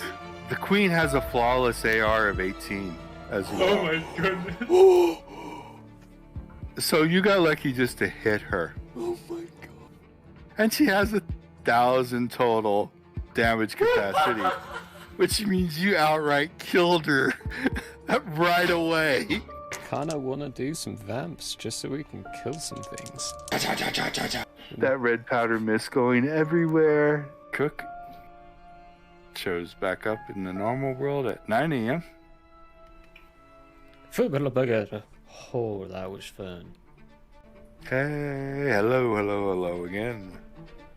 Welcome to another episode of Night Bane, where we see who dies this week.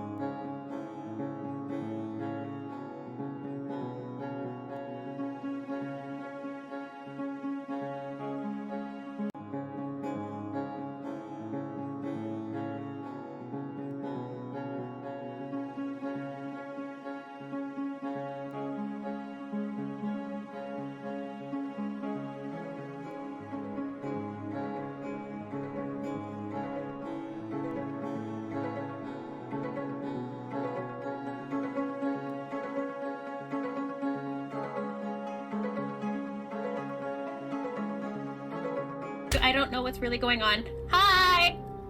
We have you on speakerphone. I was just gonna say, this is one hell of a collect call, man. I didn't know he knew infallible relay. Does anyone know what the rates are? I don't have that much gold.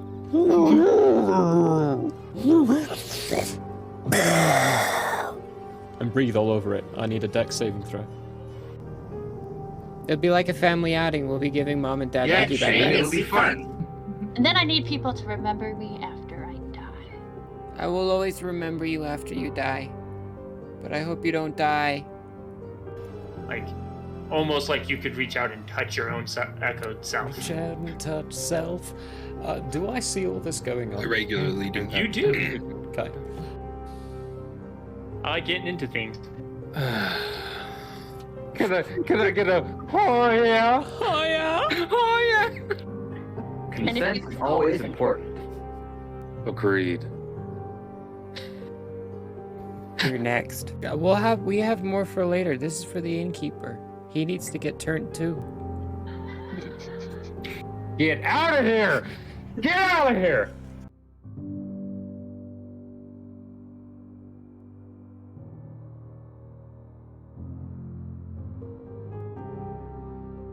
Hey, whoa.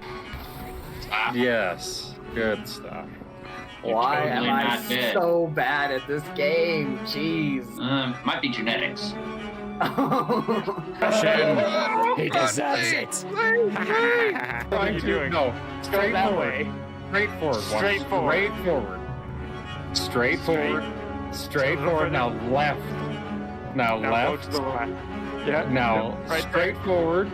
Right in that nook. Right in that Now nook. look up. Now jump. Jump up. There we go! Good Christ! What was that? 15 minutes? Woo! You're doing great. Great. Bring him up. Bring him up. Red. No, don't drop me. Whatever you do, don't drop me. That is My slimy mucus ball. I think that's what that is. These are germs. Oh yeah, for sure. That's mucus. That is snot. That is all over that bowling ball, folks. Repulsive. Oof. Everybody knows if it's green and it's slime, You went that it's way. booger time.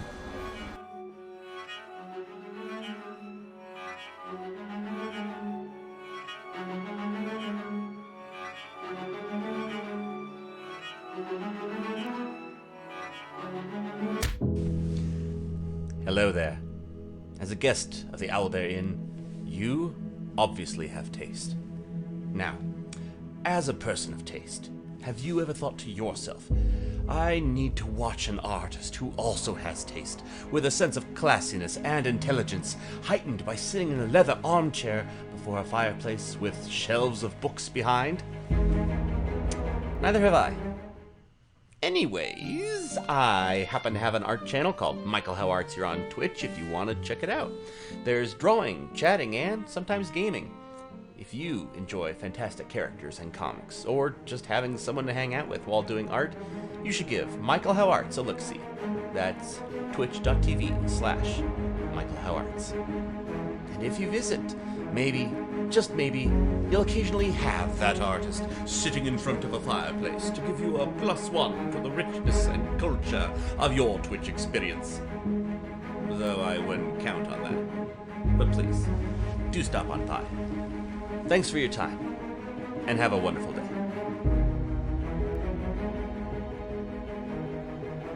I'm Michael Howe, and I approve this message.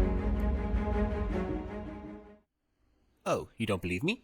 Well, I did this, and this, and this, and this, and this, and this, and this, and this, and this, and this, and this, and this, and this. Hello, everybody. Hey, folks. Hello, folks. Hello, everybody. It's like now I can't go a day without flossing. Like if I don't floss that morning, I'm like, people know. They know. I know. It's like, This is dental hour. Laugh love, and I love it. Build our home, searching every star, every world. And just when all hope seemed lost, Hey everyone, welcome back. We left break with everyone leveling up. It's level 11, the morning time.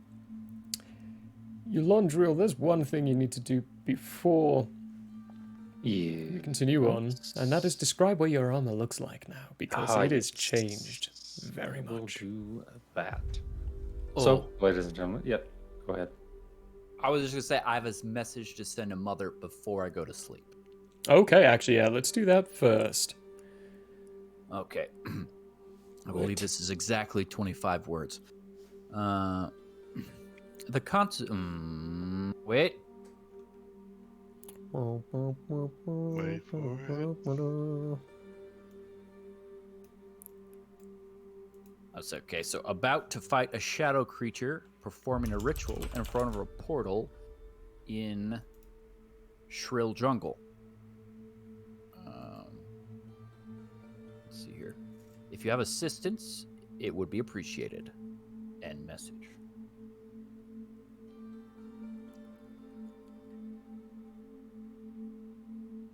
Okay, hang on.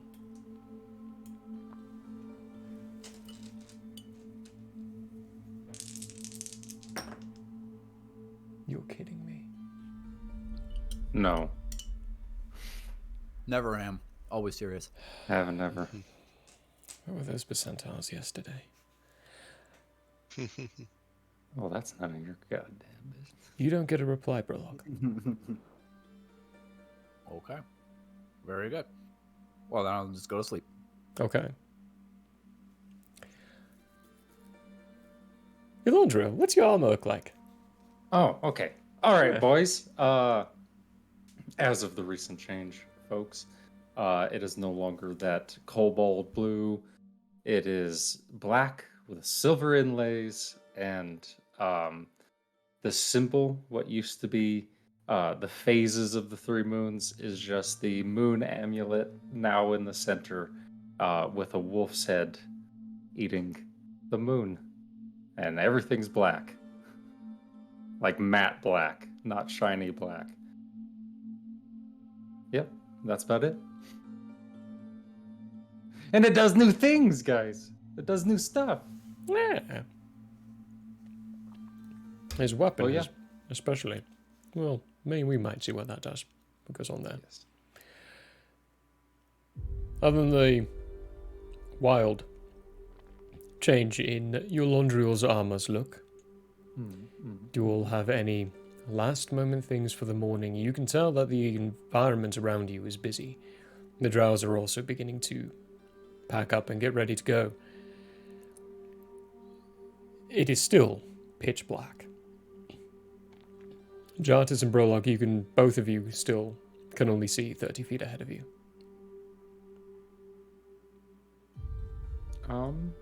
So, quick question. The DM, let me get that spell up so I can ask you.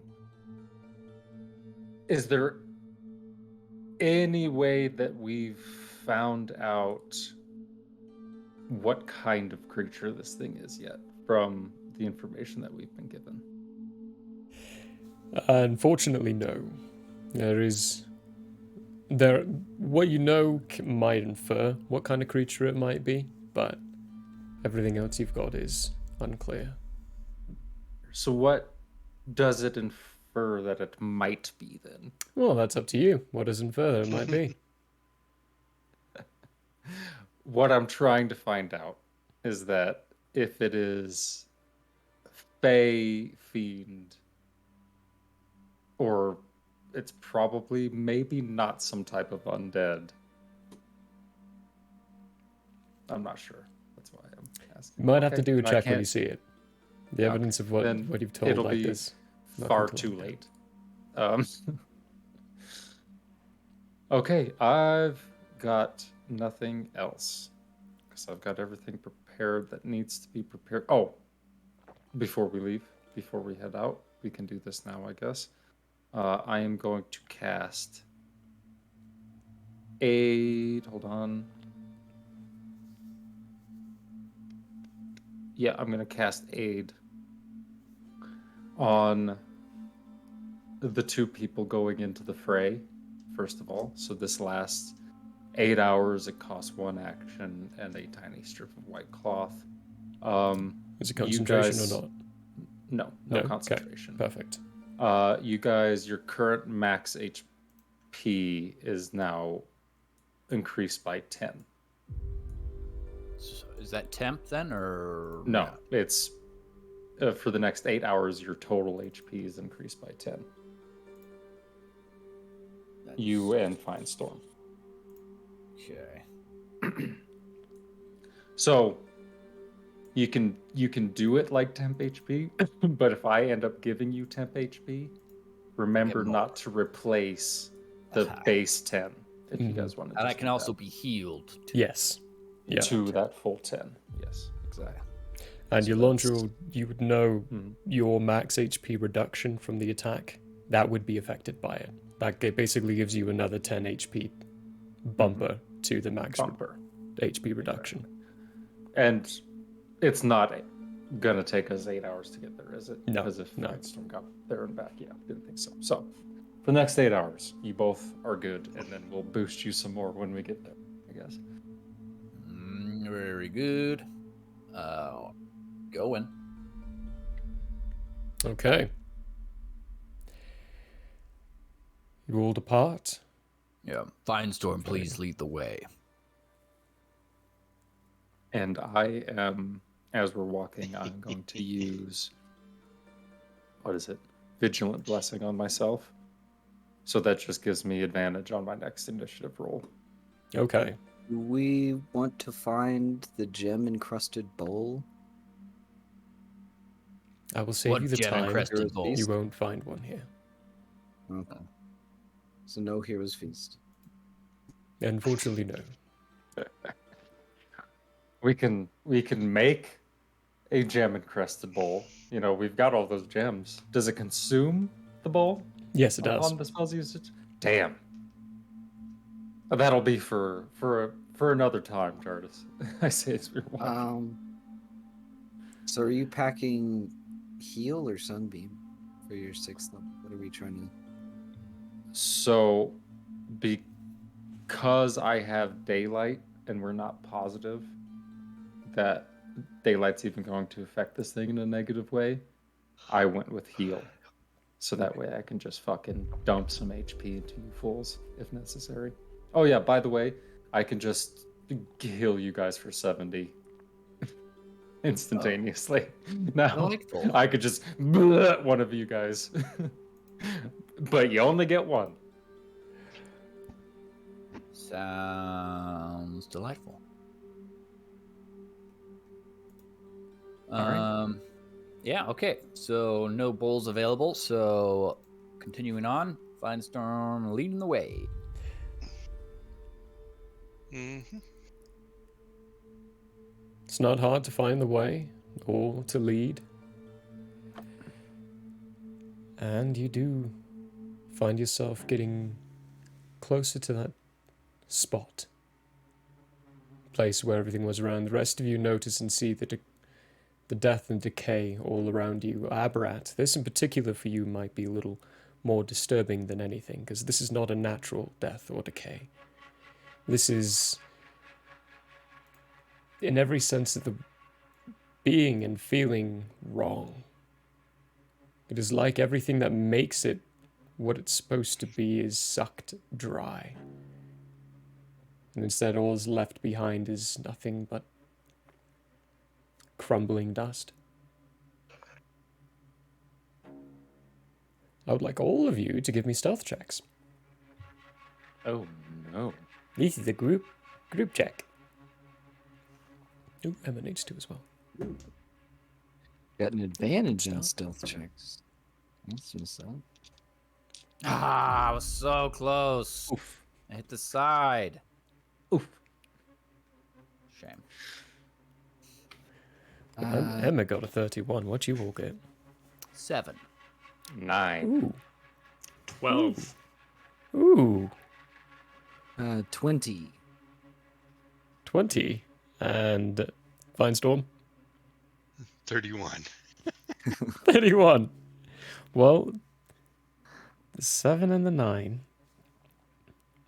both failed, but we have a 31, a 31, and a 20. And a 12 that is up in the air of in between.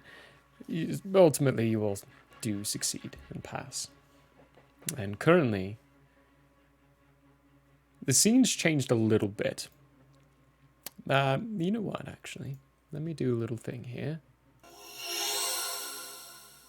Oh, that's the wrong button. There we go.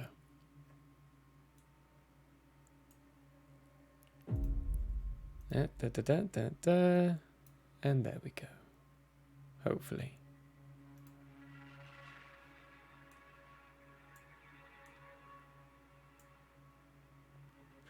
You are all approaching in the bottom right location area. The scene around you, these dark areas where the bodies are beginning to be lined up, is a flow and extension of the ground underneath cracking and breaking, with a red light emanating from it. The bodies you see on the ground in that area, you can tell and smell, are being seared and destroyed and slowly cooked and burnt away. Stepping in that area might be a little painful. The creature currently is finishing the last little piece of encrusting that he has to do. And from the green portal now in the center is a dark mist, smoke, flowing and starting to come from it and flow down the obsidian rocks beneath. There are only 6 of the captives left. Okay. What are these? What are the red lines there? That is to indicate hazardous terrain. If you all end your turn there, something might happen. Gotcha. But it's not like a cliff or anything Nope. like that. No. All flat. Okay. And what does this red square indicate? Which one? This Oh yeah, one that's here. deployment zone. Okay. If you'd like to go outside of that area, you can give me a stealth check to try to get outside. But if he notices, then everyone will be forced into the deployment area. Gotcha. Except for Emma, who has only Finestorm has realized has completely disappeared. Okay. Less good. Okay. All right. So Brolog, remembering that his whisper is not usually effective, will use hand signals to signal to Yolandril and say, and no. So he'll motion to Jardis, Abarat, and Yolandril, and point for them to go around and do their thing. And then he will point to Finestorm himself, that they will go the other way to get at the captives. And then gives a fun thumbs up for understanding. I'm gonna walk up, and what level is this? Hold on. Yep. I'm gonna freedom of movement, both of you guys. Pop, pop. It's one action touch, a duration 1 hour, non-concentration. Perfect. Leather strap is what it is. Oh wait, around the arm, so I just wrap it real quick. Leather bands around your guys' arms. And it does what? For the duration, the target's movement is unaffected by difficult terrain, and spells and other magical effects can neither reduce the target's speed nor cause the target to be paralyzed or restrained. You can also spend 5 feet of movement to automatically escape from non-magical restraints. Brolog will signal thank you and good hunting. Yeah, Abrat is also going to approach Brolog and Findstorm and reach out and just gently touch them with a enhanced ability, Bear's Endurance, cast at 3rd level, so both of them get it. The target has advantage on Constitution checks and also gains 2d6 temporary hit points. Roll that shit, sir.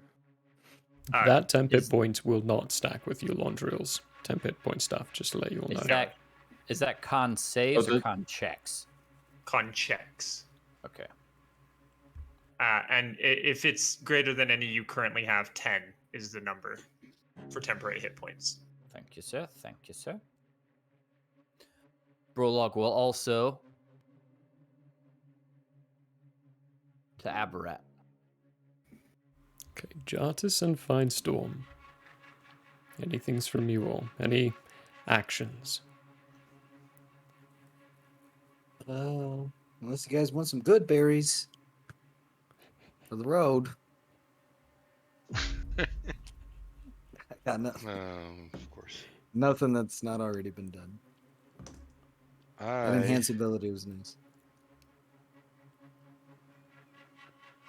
I am going to go up to Prologue and sprinkle some dust on him. You're gonna Salt Bay his ass? Which dust? Well, I was thinking of dust of deliciousness, but He's gonna eat you first. Let's give him disadvantage on wisdom checks. But I will be using the dust of disappearance. Okay, so Prologue. You are invisible. Does Brolog easily know that he's invisible? Oh, you can't see your hands anymore. Oh, I'm that invisible. Oh, very good. Brolog, not being used to being invisible, will still do the Define Storm. I'm motioning for the druids to follow me as we go. What area are we going to again? Mark that again. BL. What did you motion us to? Brolog was motioning you to go, like, over in this area. Gotcha.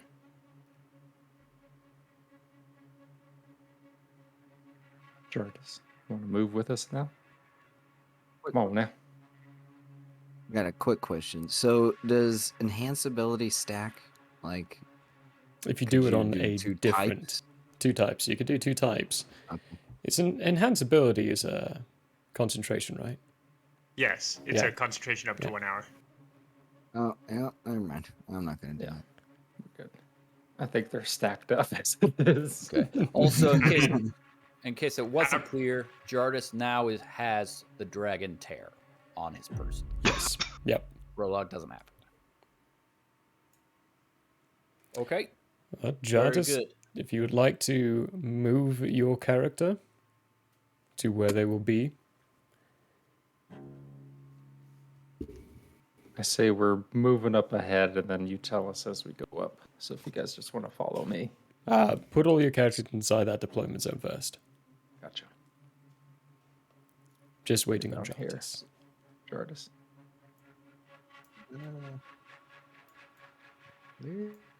Where? Bottom right. Where is Jartis? Bottom right. We're all pinging it.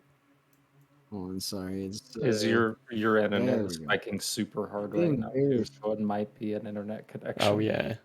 Might be. Yeah, it might be shit going sideways on your side. Oh, there we are. Okay. There we go. Come Yeah, on, you in it, can tell. Webs. You can tell that roll 20 is Oh. just like we'll move when we say we're gonna move. We can do this. Oh, There we go. There we go. We did it. Okay. Yay. Is that a good spot? Yeah. For the sake and purpose of things, I'm going to ask you all to give me initiative now. I'm definitely readying an action. You've just done a bunch of actions. Oh. This will be without any readied actions. Come on.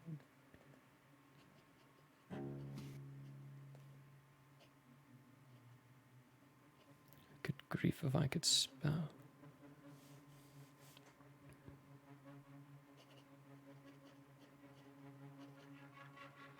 Perfect. Andrea, initiative. Oh, that's gonna be a 12 for me, dog. 12. Ooh, that was even with the advantage. Yep. Oof, yikes. Abrat? 15. 15, nice. Jartus? We're looking at a 15. 15? Okay. We'll decide. We'll let you both decide who goes first or if you go simultaneously when the time comes around. Prologue, what's yours? 14. 14. Ah, you're all staying in the same area. Fine storm. Break the trend. 24. 24. I rolled a 14. That counts. Nice. Oh, yikes. Da, da, da, da, da, da, da, da, da. Yikes, okay. Great. Fine storm. You are going first.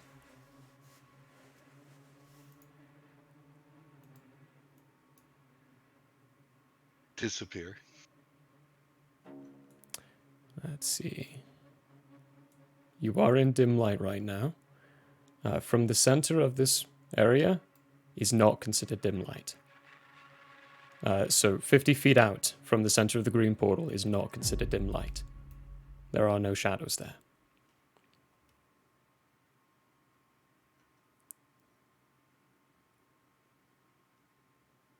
Why can't I?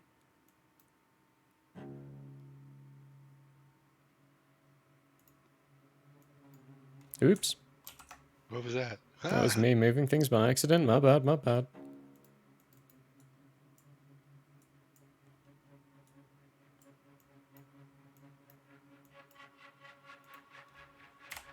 Ah, there we go.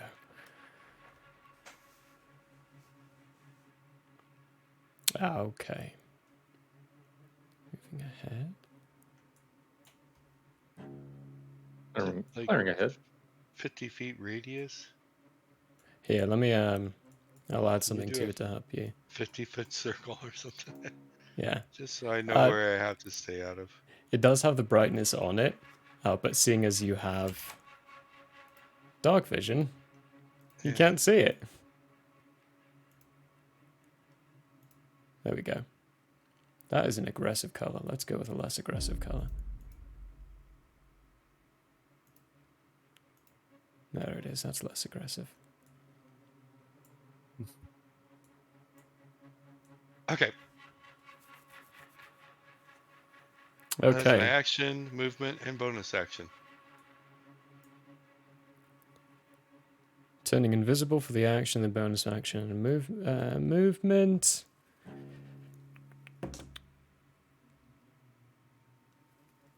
Well, no, there's not double on that one.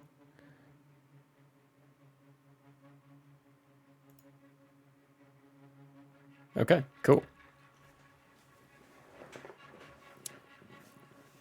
After Fine Storm, Jartus and Aberrat.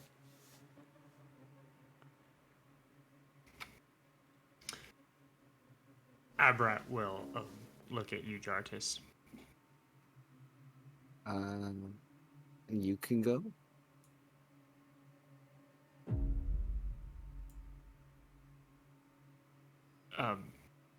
Is that No, permissible? Be my guest.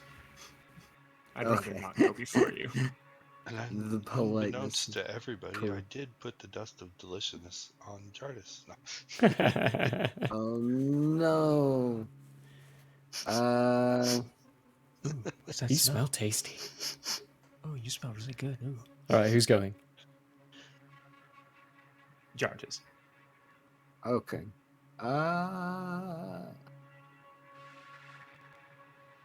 Let's see. So we're trying to get behind it, or are we trying to go in front? Deliberation is over. This is entirely up to you now. We were headed. Okay. Let's see.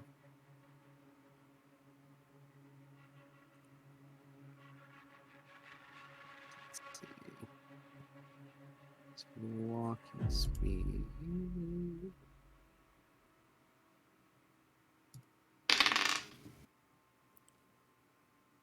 All right. I think I'm just gonna walk forward. Okay.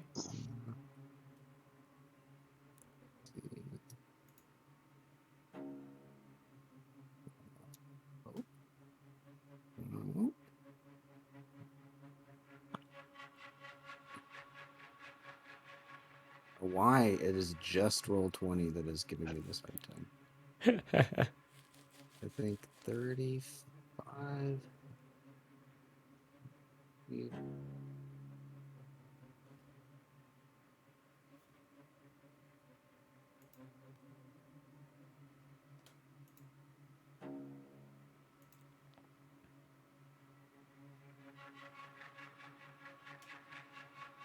Pretty sure it was 35. Yeah, you do have 35 feet, yeah. So Where are you yeah, heading we're to? just gonna move. Okay, go for it. Move up 35 feet. Straight forward barge, but grab him. I wish you could see what I'm seeing right now. I just don't know why. There you go. I got you. There. Yeah, there you go. Anything after that? That's your movement. You've got a bonus action and action. I think we're done. Okay. I would, if I can, I would like to hold my initiative until after your lawn drill. Okay, perfect. It's all pressure. Invisible right now. Oh, you know what? Actually, that's not the one I chose for that. I chose that one for it. Jartis, as you are walking up, rather brazenly without any cover, you step on a twig and hear a tsh, and then the grumbling from the person stops, or from the person, this creature stops.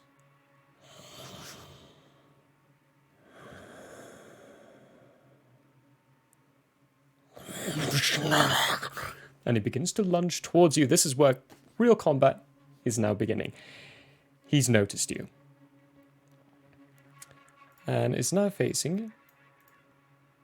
This way. However, it's not your turn anymore, or Aberrat, it is your Londriel. You are... No, never mind, it's not your Londriel, it's Brolog. Brolog, you're up. Well, I get this going instead.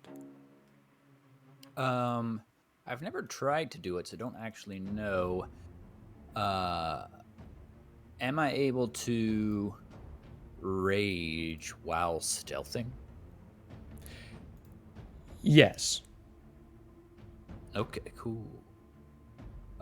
Can I do that? And so you're invisible right now. You'd be able to. My brain interpreted that differently. You're invisible right now. You would be able to rage while invisible. Real quick, but you're not stealthed. I have one question. Half and half, technically stealthed. Hang on, Jartis, 1 second. You're just invisible. Like, you can make a bunch of noise and everything. Yeah, but can I attempt not to make a bunch of noise while raging? To try to stay hidden in a way, you would need to take your action to make a stealth check. Okay. In that case, I will not rage. I will just stay stealthy as best I can. I can't dash, right? That takes an action to do. Okay. So just here. Oh wait. Well, he's already looking over there, isn't he? Yeah, he sees. You can tell he sees Jartis. Yeah, I'm gonna dash. No stealth. Okay. Nice. No stealth dash. Over to there. Am I in the red or am I not? You were not. No, you're good. Okay. Great. That is Brolog's turn in that case. Okay. After which... Quick question. Yes, go question. So those boots of elven kind, where my steps make no sound? Your regardless steps of the surface I'm stepping on? make no sound. The thing with that is you didn't do any actions to try to stay stealthy. You're not invisible right now. And just walking along, he caught your note. You caught his notice.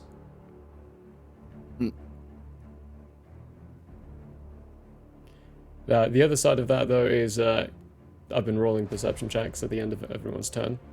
And for him, he rolled a natural 20 at the end of yours and Aberrat's. So that was he knows you're all there now. And it was also, but yeah.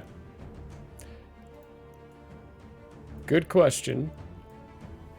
However, in this circumstance, sadly didn't help. It is his turn, though, now. He's 13 on initiative. Yolandru, you're on deck. Boop, boop, boop, boop, boop, boop. There we go. How far are you? Oh, good. You're still within reach. He's going to swipe at you twice. Jartis.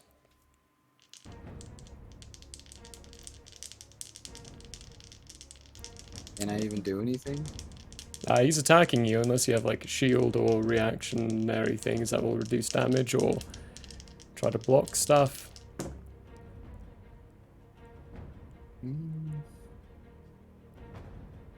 My only reaction is a opportunity of attack. Unfortunately, no. The first one is 17 to hit. So that hits. That hits, okay. Oh, yeah, the other one is a 26 to hit, so they'll both hit. I need you to make 2 Constitution saving throws.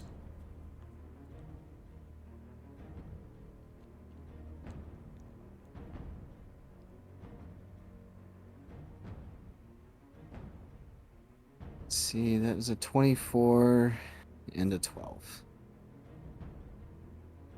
24 and a 12. The first one passes, the second one does not. So, for your first attack, hit. I need one more. Come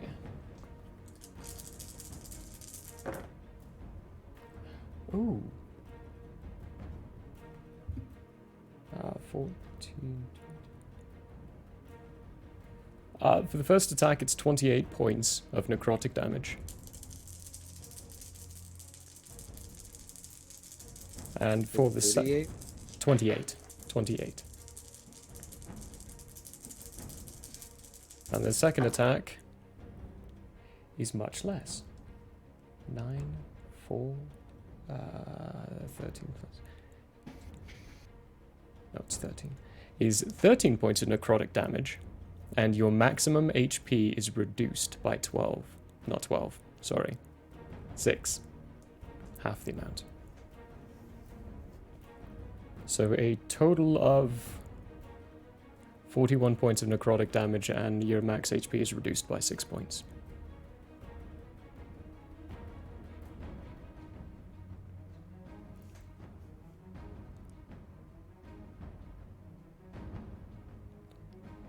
It seems that there is a way to have like a max HP modifier in D&D Beyond.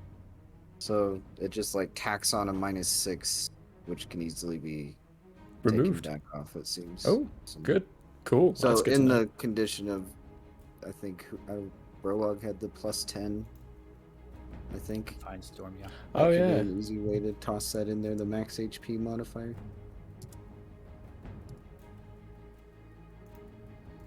Good shout. Oh yeah, max HP modifier, it's right there. So if you put in a -6, it'll reduce it by 6. That's a good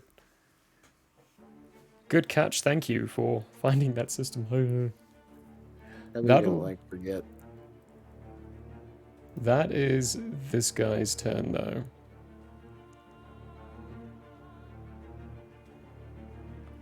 Which means Yolandru. Yeah.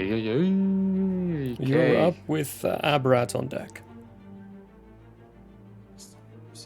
Okay. Fellers? Ooh, how do I want to count this? You know what? Let's do it as a die roll.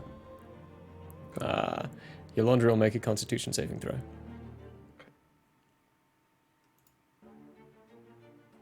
I cast Guidance. We have 5. You cannot. That Or is is not a that- reactionary. That is an action to do. Ah, yeah, that's right. 5? Well, that's a fail.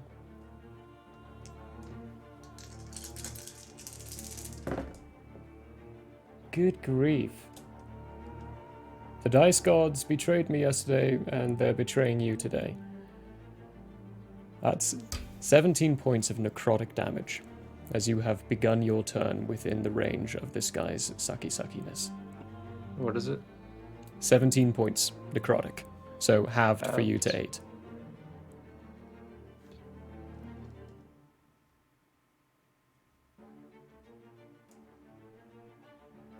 Oh, fuck. That's why I did it. Fine Storm, I remembered why I gave you resistance to necrotic. I'm gonna write it down and tell you later. Dead. Yeah.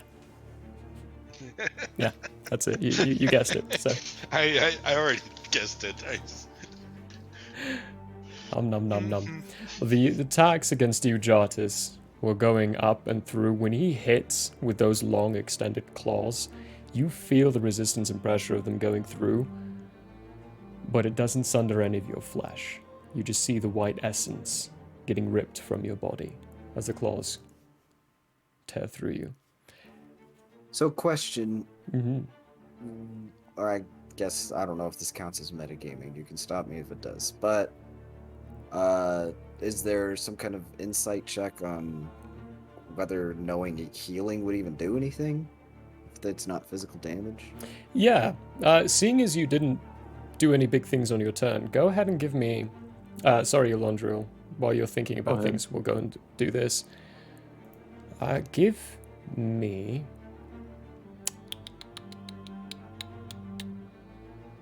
You can do an insight or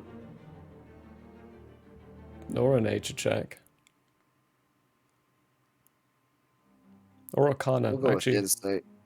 Insight. Yeah, the insight's a better bonus.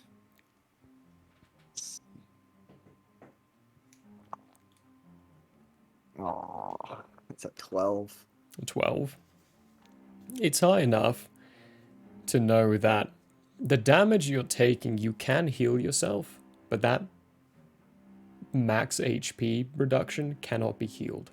That's going to require Okay. greater restoration or a long night rest. So that's the soul steel. That's the soul steel part bit. of it. Yeah. Okay, nice. Okay.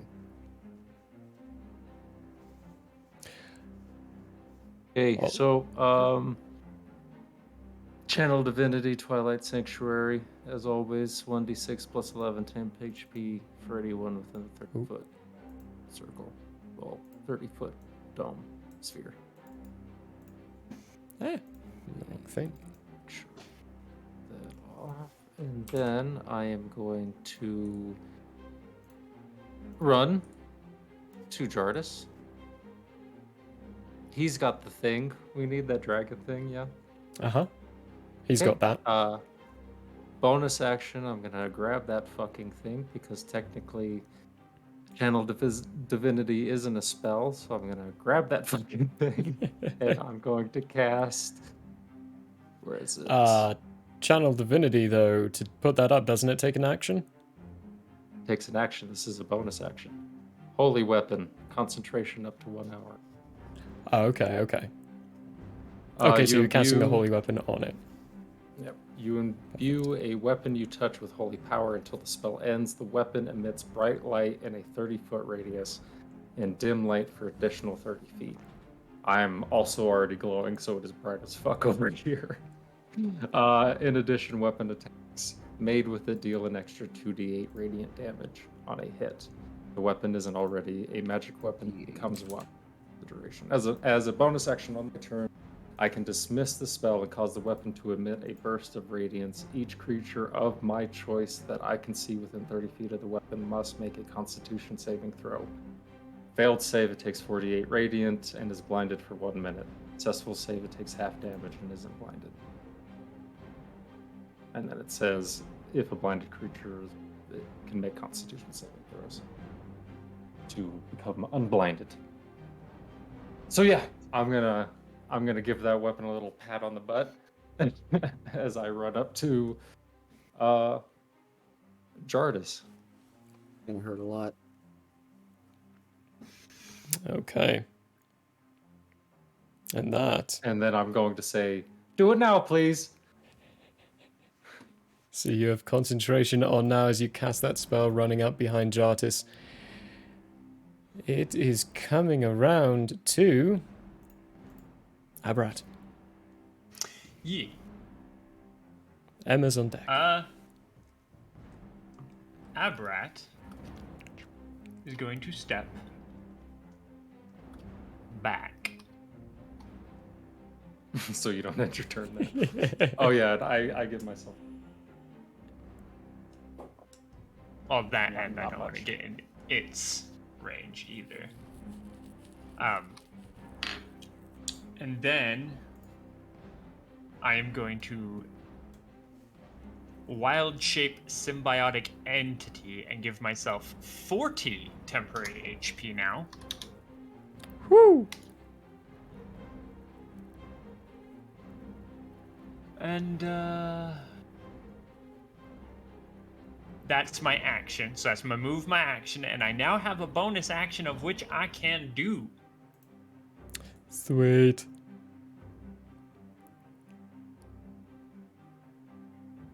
Ah, man. Hold on a second.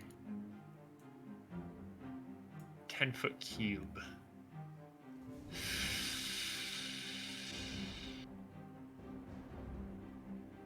Oh, I have to pee on some other.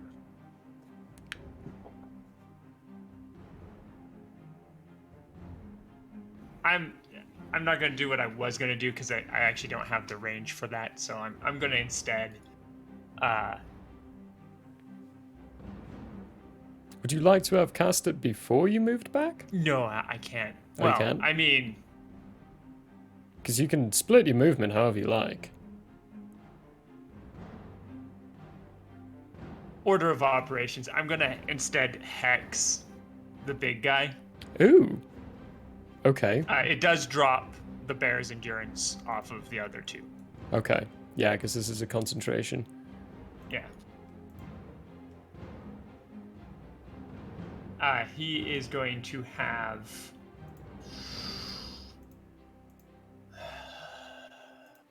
disadvantage on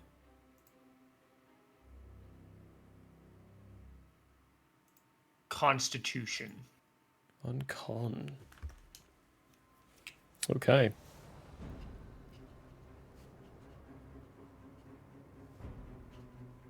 Disadvantage Constitution. Disadvantage on Constitution. So I'd no longer have the 10 hit points or the advantage on con checks, is that right? What do you mean? Yeah, No, that drops, yes. Okay. My aid? No. Okay. Your thingy. Yes. Yeah. I see what you're saying. Yeah. Okay, That he is hexed. That's it? I think that's the end of your Yeah. turn, yeah? Okay, cool. Yeah, that was a move, bonus, and action. Perfecto. You are not in the range of your Laundriel's temp, so we're going to roll Don't need it Emma's. anyway. Oh, do you need me to give her some? Well, oh no, She in my- she's nowhere near Oh. your range now. She's attacking and shooting. Good. That lives down there now. Which is problematic. Oh, come on, really, Emma? See what this does.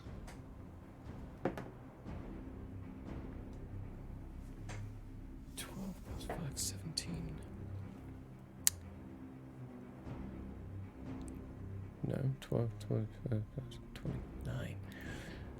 What you see, Jartis, in your Laundriel, in particular, Finestorm, you'd notice as well, Brolock, you might be a little too distracted trying to get to the fugitive, or the people who are held captive right now.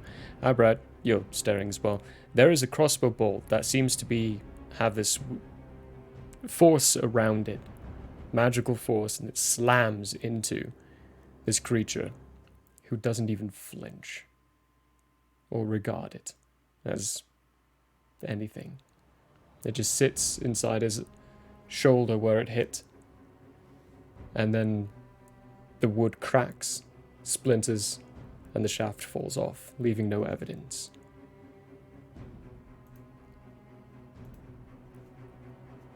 Now I need to do math.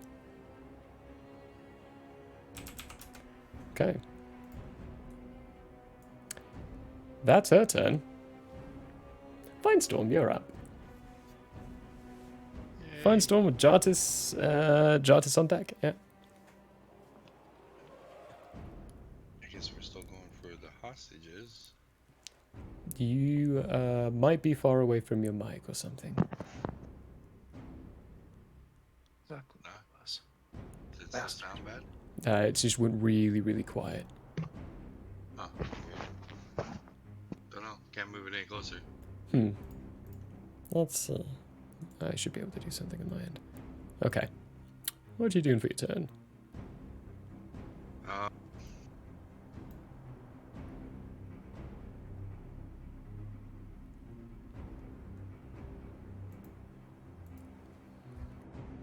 gonna go there, so I am no longer invisible. That doesn't take anything to drop, and it dropped automatically. Right, I'm not sure what's making the quietness, but I have you up as much as I can, and you're still real quiet. Weird. I didn't change anything on my end. Hello, hello, hello. That's a lot better now. Huh. Well, that's weird. Tech stuff, everyone. It's fun. Yeah. Okay. So I moved up to the hostages. I'm no longer invisible because I'm in bright light. You pop up, and they look very panicked and worried, and now that you're closer, you can see one of them. I can't remember, did you ever actually see the true face of Aerolith? I think you did. I don't remember. There's a drow in there with the same mark. Yeah, the grog jog. Oh yeah, yeah, you did. You all have. Okay. He is this one.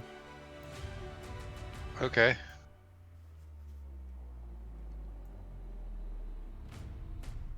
Well, I guess then I'll move to that side. And I will try and get him up. Okay. You can lift and move him quite easily. It's when you do, all of his joints and muscles are locked in place. The only thing he's able to move right now are his eyes.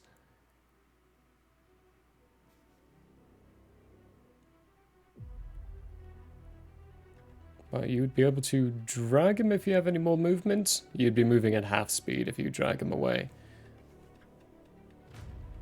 But somehow he's currently magically bound. That only took movement to get there, so I technically could use my bonus action to drag him.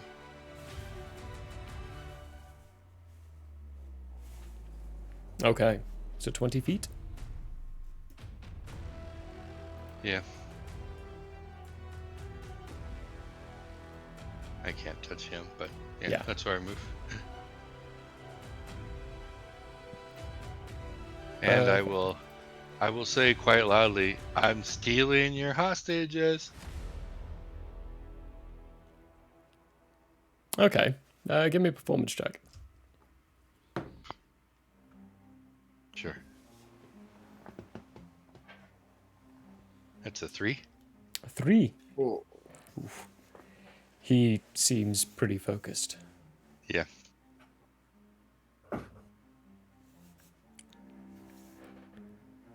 That, though, being your turn. To Jartus. So, question. I answer. Again, this might be metagaming. If I threw the spear and it landed, theoretically, and it became the dragon, would that do extra damage? To throw the spear would be using an attack action. You would not be able to cast the spell as well, unless the spell is a bonus action, which I don't think it is. Would throwing it up in the air do anything as an action? No, you'd just be tossing For it the in the sake of the air. spell. It'd be engaging in an object. Interacting with an object, which I think is just free in this. Okay. Because I definitely don't want it to be, like, in my face. At least. So I guess we're going to dramatically toss the spear into the air and cast Summon Draconic Spirit. So I'm thinking if it's a gem dragon, it might be better because it's resistant to force, necrotic, psychic, radiant, and thunder damage, and we've already seen necrotic damage. So I'm just going to make an executive decision and make it a gem dragon. Because I think I have a choice. Perfecto. You do have a choice, yeah. You can decide on that. And that language, it obeys your verbal commands, no action required by you. Does that just mean I don't have to do anything to get it to do that? Or telling it to do something is not an action on my part? What does that mean? I do believe it takes your bonus action to command it to do something, but if you don't command it to do anything on your turn, it takes the dodge action, which gives people attacking it disadvantage. Okay. So then I can still use my bonus action to tell it to do something? You can. You sure can. So it has... And I'm casting that at level 6. We're just going to go ahead and do that. So 60 HP. So it'll have... let's see... yeah. So 60 has a 20 armor class, and it can rend 3 times, but it's a melee weapon attack. I don't know. Does it have any radiant something attached to that, or is that just... With the spell, it does have the radiant, so you'd be adding the 2d8 radiant as long as your Londril is focusing on it. I'm allowing that wonderful little combo. All right. Well, it can attack 3 times with the rend, and I can attack it with one of the things that it's resistant to. And it seems like it could be different each turn with this breathe weapon. The breath weapon? Let me look at the spell again. Breath weapon, yeah.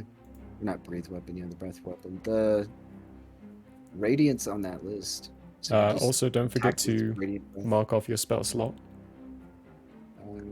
Okay, yeah. So 6 is moved off. Perfect. Rend, breath weapon, each damage. No, it's of the type of the creature that you chose. Which for the gem... Can be one of these resistances. Can be one of the resistances, and it has to stay as that resistance, as that damage. The dragon itself, or the breath? The breath. The breath has to stay as that damage. Can I talk to your Landry a little? You have a short sentence, I think. Very, very short sentence. Like 5 words. Let's see. Should this be Radiant Dragon? There we go. Yep, I say, and literally I'm like running. We're gonna give it Radiant breath, so that'll be. So will the holy weapon damage happen on the rend, or on both of those? Only the rend. Okay. Only the claws, not the breath. So I don't know if the actual rend is gonna do anything. We're gonna do the hit. So, first one, your spell attack modifier, which is +5. Oh, nice. Okay. So we got a 19. 19 Does that hits. hit? Yeah. Okay. So Roll all the hits before you roll damage. Okay. Let's see how many hit. That's a 9. That misses. Okay. Now one more. That is a 11. That one misses too. So just one hit. So we got one hit. Yep. So that is a D6.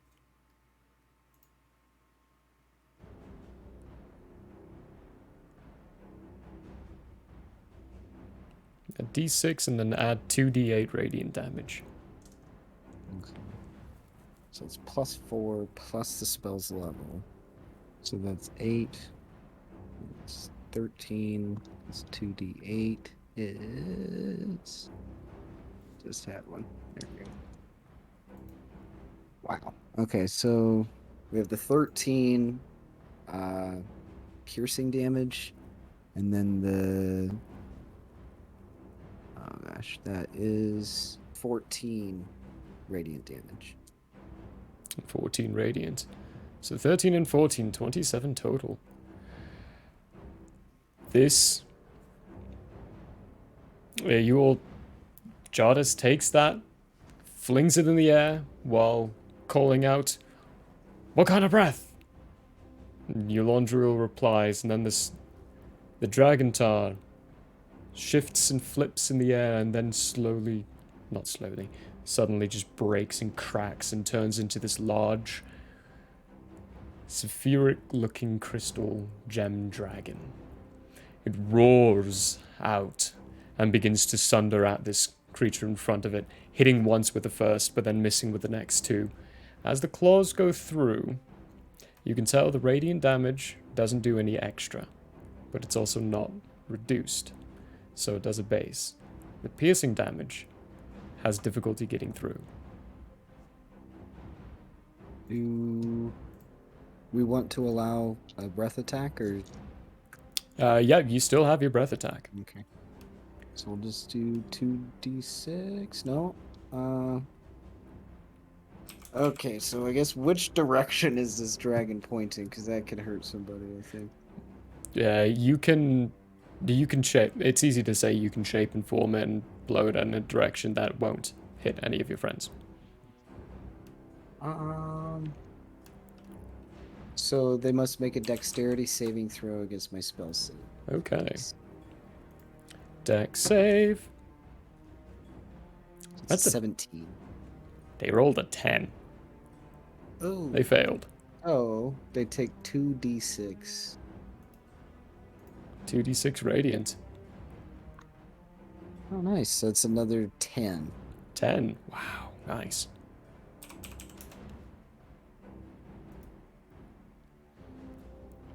Parts and bits when the dragon breathes out this luminescent light basically from its mouth. The shadows from its shoulder that gets hit just dissipate and simmer away out to nothing. But the arm itself almost looks like it solidifies to a fleshy, skinless, muscular structure, and then loosens as soon as the radiance is gone.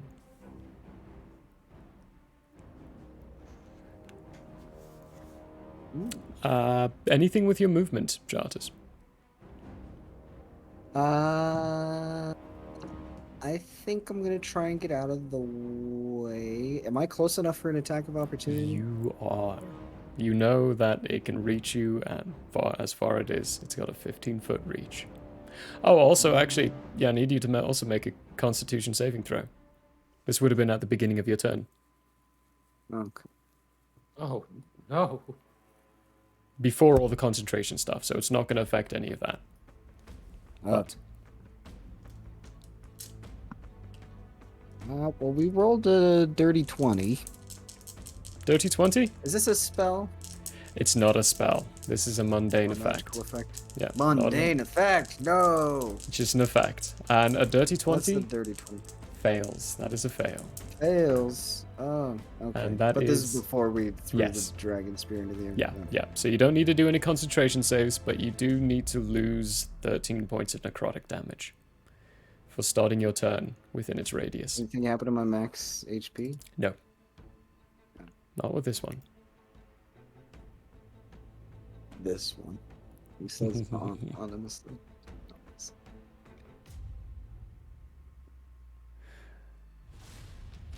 Ooh. But I think this is the first time Jardis has been hurting this bad in a while. He's usually letting the scorpion take all the hits. do you anything with your movement? Action and bonus are done. No. Staying right there. That means we are on to prologue with the enemy on deck. Excellent. Okay, so Burlock, this is like a tree or something right here, right? Yes. There's a fallen tree. Yeah, it is. Difficult terrain. So we're going to go that away.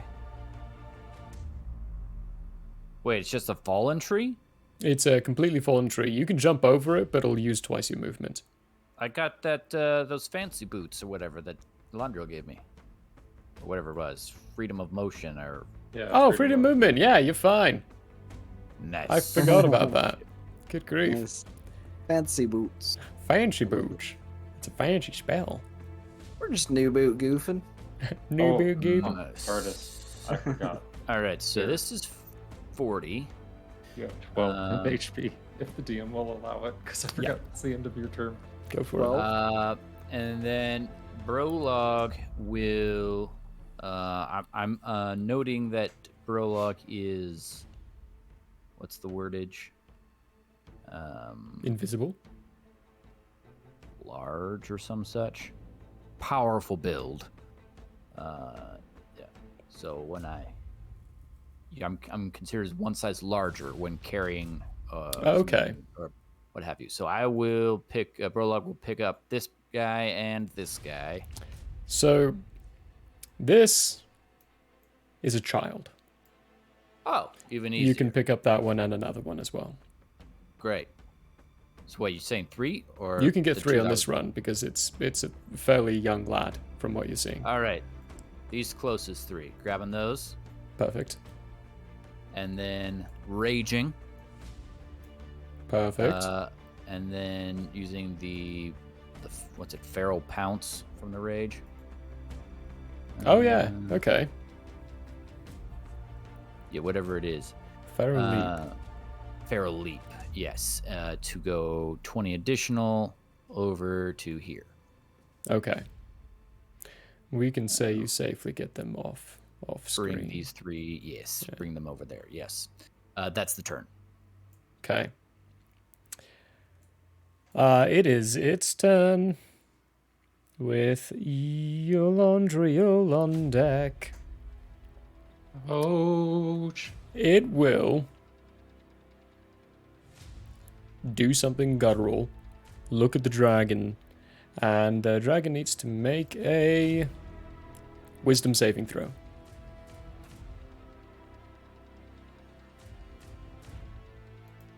Jartis. Sorry. Dragon needs to make a wisdom saving throw. Yes, so wisdom, it has... How much wisdom? Oh, dang, I guess +2. this isn't the smartest of dragons. Oh, well, that's a dirty 20, so that's okay. That's a fail. Hopefully. Oh, no, that's not okay. He's not okay, he's not okay. The dragon is... Let's see, can it be frightened? Can the dragon be frightened? Or is it immune to that? It cannot be frightened, but it is paralyzed. So you're good on the frightened front. That's right, that's why I got the d12s out. This uses D12s. I need more. I need another.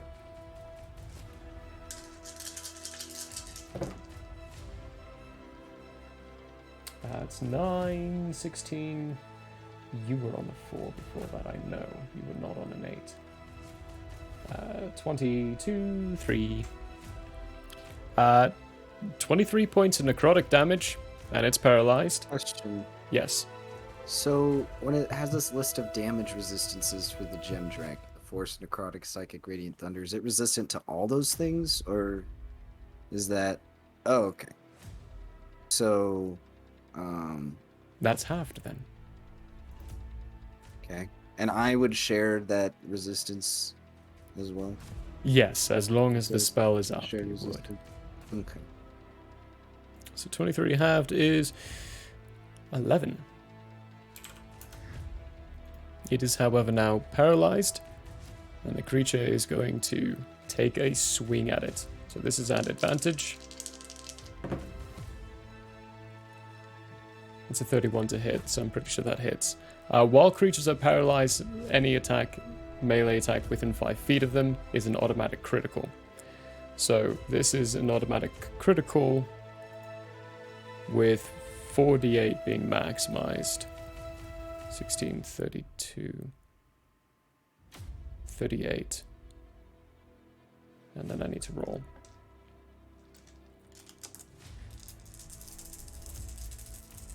It also needs to give me a Constitution saving throw. Another one.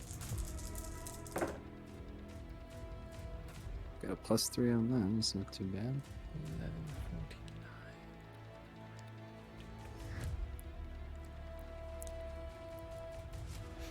11, 14. 18. 18, that is a fail. Oof. It gets hit for 49 more points of necrotic damage, halved to 24.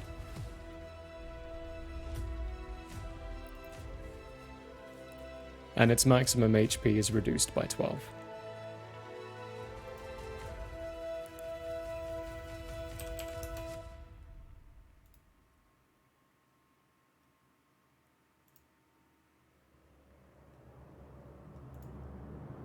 That is going to be the creature's turn.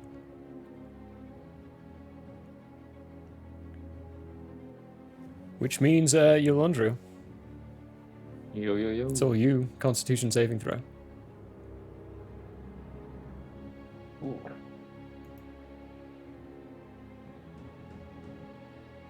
11. 11, that I'm is a not fail. I'm not gonna succeed on any of these, so it doesn't matter. It's only 8 points of necrotic damage. Halved to 4, I believe.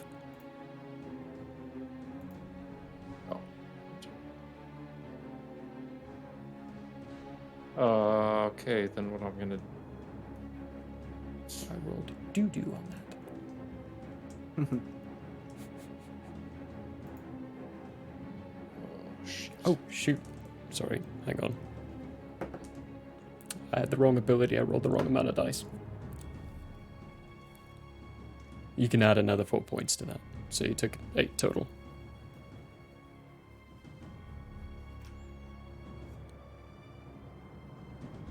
Okay. Oh! And make a Constitution saving throw to see if you maintain your concentration.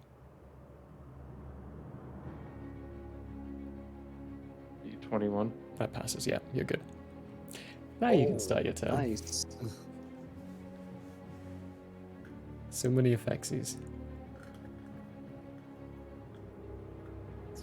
Shit, I can fucking do to hurt this guy.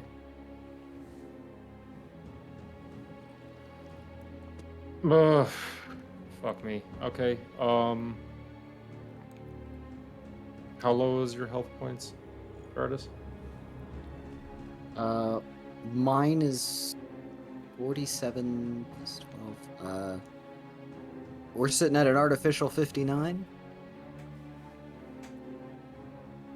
Okay, I'm gonna use my action to...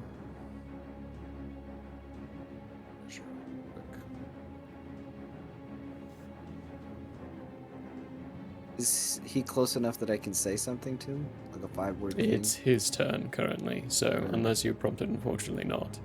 Okay, I'm going to use my action and my movement if I can, and I'm just going to grab Jardis, and I'm going to run backwards.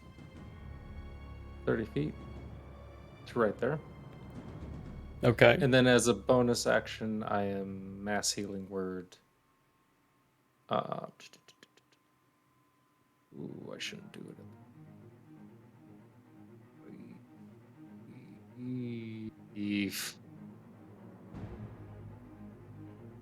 Okay. Okay, never mind. I can't do that either. Okay. Also keep in mind, if you are using your action to grab Jartis, you're only moving at half speed. Unless Jartis is willing to use his reaction to give you full speed. Which would also require him to be willing to do this.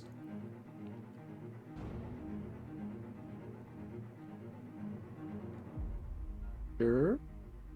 Okay. Yes. I'll use that reaction. Okay, then what I'm gonna do is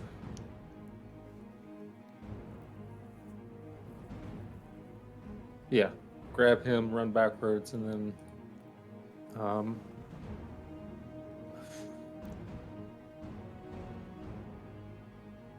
then absolutely nothing I can do could hurt this guy right now, and I've got nothing to heal anyone unless I have an action that's worth a shit. Spiritual weapon level 1 behind that fucking thing, and then attack it. So you moved down here, right? Yep, and then my D&D Beyond just cracked. So okay, and then spiritual weapon.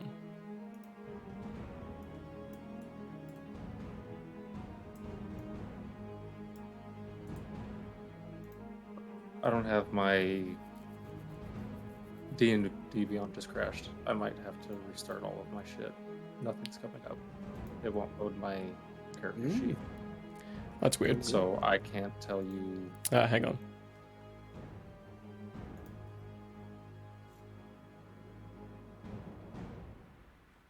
Oh, it crashed for me too.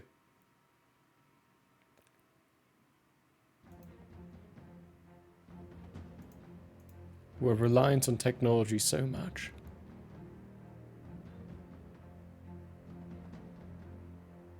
Yeah, it's pretty much just kept telling me that nothing's going to work. So I can't tell you what spiritual weapon does. I think it does 3d8. No, at level 1 it's 1d8 plus something. And I don't Mine remember is what also the plus is. crashed. Yeah, it does seem that the website has crashed. Hang on. Here we go. It says try again after a short rest. Oh no. We don't have time for a short rest.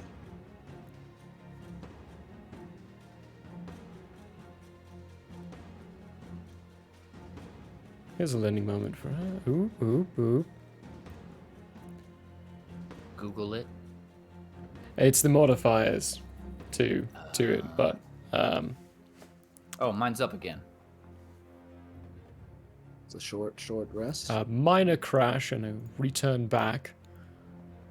Thanks everyone for bearing with us through some technical difficulties. Yeah, mine's not coming back. Yeah, mine's not either. Let me see if I can pull yours up.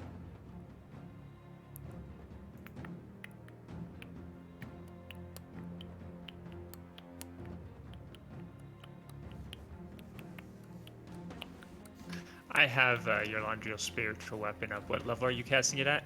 Level 1. It's 1d8 plus 4. Cool. Thank you, Abrat. Hack it right away. Do that. My character sheet crashed, but oh, there it is. It's back. But I already had your Landriel's up, so I was like, oh, well, let's see if I have the spells. It doesn't hit. Skip my turn. Okie dokie. I think that was a nitty I don't winny know there. why.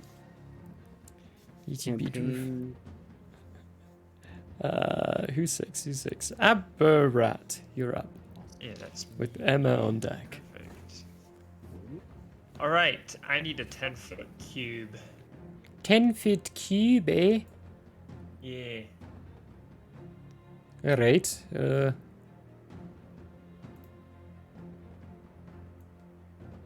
There you go. Wait, no, hang on. Am I in the right area? Ah, that's in the GM area. There we go. Where are you putting this cube? I want it right. Oops. I want it right here, so it's over this square, this square, this square, and this square. Like that? Yeah, right there. Perfect. Okay. So what I'm doing is I am basically grabbing a bit of myself. It comes away like spores, very similar to how Blight looks when I cast it. And then I'm tossing it right in front of them, and it just bubbles in the area and fills the area with spores. I'm using spreading spores. Oh, While cool. my symbiotic entity feature is active, I can hurl spores up to 30 feet away, where they swirl in a 10-foot cube for 1 minute. The spores disappear early if you use this feature again, if you dismiss them as a bonus action, or if your symbiotic feature is no longer active. Whenever a creature moves into the cube or starts its turn there, that creature takes your Halo of Spores damage, unless the creature succeeds on a Constitution saving throw DC 16. Sweet. A creature can take this damage no more than once per turn. So it's basically doing my reactionary thing, but in a spot where I'm not at. Nice. Cool, I like it. That's a fun feature. I'll go ahead and turn my aura off while this is active, because I don't have that while this is active. Okay, cool. I do still have 40 temp HP. I'm going to give myself some temp HP as well. Perfect. Go for it, Elandriel. That is my... Let me check what that is. Dice are going away tonight. I think that was an action. An action. No, it was a bonus action. That was my bonus action. Nice. What's your action then? So, for my action, I am going to cast, and this is a test, I'm going to cast Chill Touch on the big guy. That's a... It does necrotic damage. What's the range? 120 feet. Oh, okay, cool, yeah. That's an attack roll, right? Yeah, cool. Attack roll. Give me an attack roll. I probably didn't hit, actually. 14 to hit. 14 just hits. Oh, sweet. This is necrotic damage. Okay, cool. A total of 10. You can now safely say for a fact he is immune to necrotic damage. Okay, that was why we did Yeah. that. Use a cantrip to test out the weaknesses and stuff. Abrat then knows that his spores that he just threw are going to be of no use whatsoever, but that's okay. He'll leave them there for now, because it's not like I can do anything about that. To move, because I'm pretty sure I'm not going to want to stay there. Oh man, I can't quite make that. That's a bad spot to go to. I will move to right here. Actually, Okay. if I'm right here, am I on No, the lava? you're good there. Okay. And it's to clarify, it's not lava. The ground's cracked and reddened, and there's heat coming from it.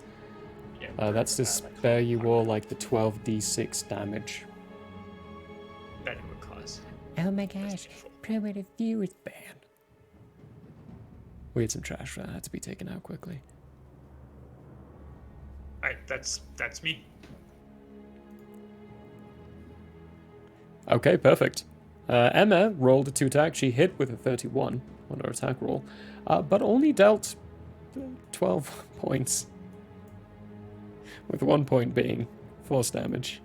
So, total of 7, with resistances and everything put into case on that. Her turn is very sad and depressing. Fine Storm, you're up. With Jartis on deck. Fine Storm, actually, before you begin, the smoke coming from the portal in the center is beginning to grow and thicken, and the pulsing of the red lines underneath by the obsidian is starting to get brighter.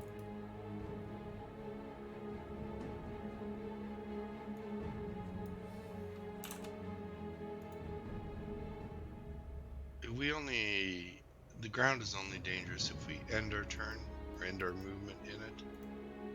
Do we take damage? We didn't take damage as we crossed it. Not as you cross it, it's if you start your turn in it.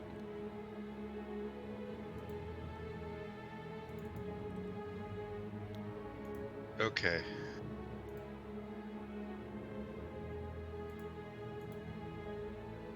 What is that? Smoke? That is the smoke coming from the portal.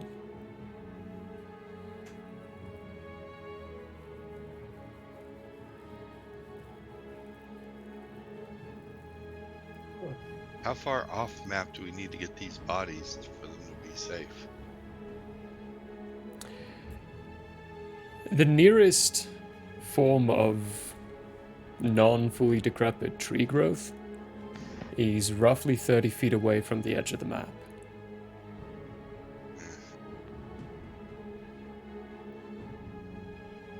So I am going to leave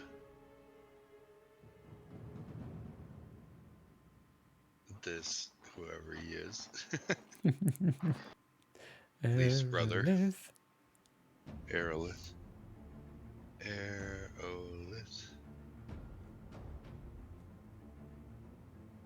I am going to run up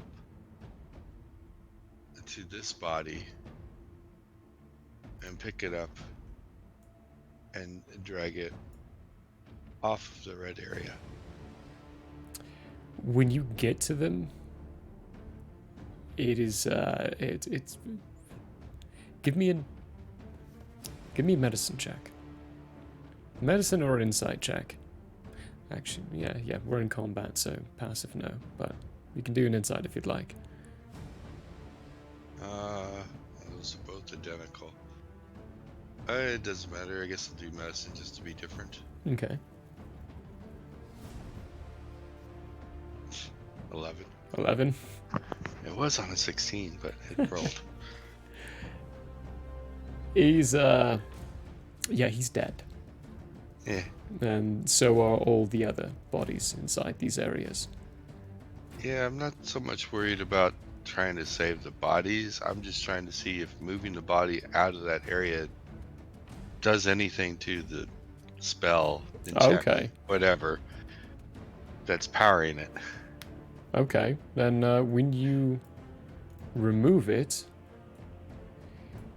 give me an investigation or an arcana. It'll have to be investigation.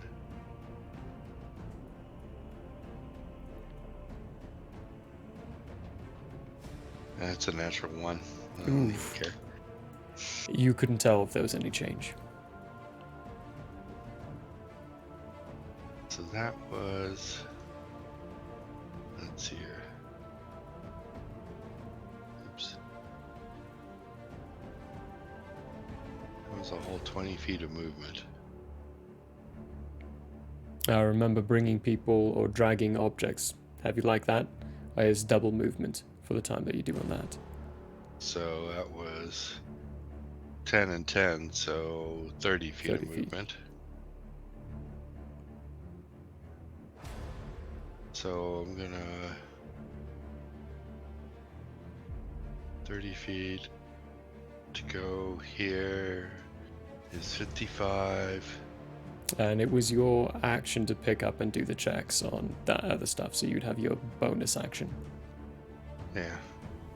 So I'll use bonus action for movement. Okay. As well to drag this one. And I'm just gonna drag him enough. Get into place for it. You wouldn't be able to engage and drag. You've already used your action to engage and drag a different one on this turn. What if I use my feline agility? I'd allow it, yeah. I'll use that to drag him. Okay. And just like to there, just to get him off of the red area. Perfect. Just to see if it's trying to do anything. Putting a dead body next to Leaf, who is now screaming. Leaf. And terrified. Not Leaf. Where's the... Aerolith, who's now screaming. Oh, he can scream now? No, he can't move, but you can hear the screaming inside. Like Yeah. it's like that tight jawed. You can't move your lips or anything. Like ah, ah, ah. Chill out.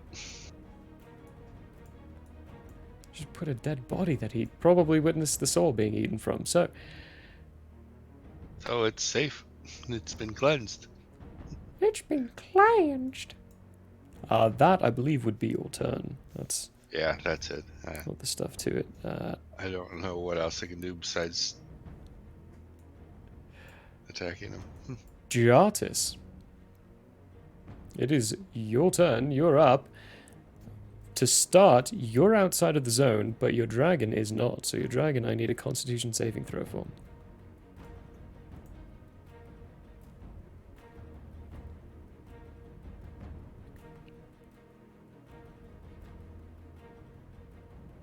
That's a dirty 19. Dirty 19, that is a fail. Oof.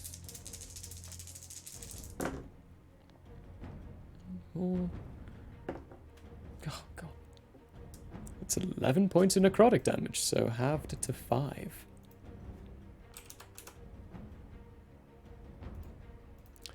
It is still up, but it is your turn. To note, on your turn, your dragon right now is paralyzed. So at the end of your turn, he'll be making a Constitution saving throw to see if he can pull out of that paralyzation, but there will be nothing you can do with a dragon for this turn, essentially.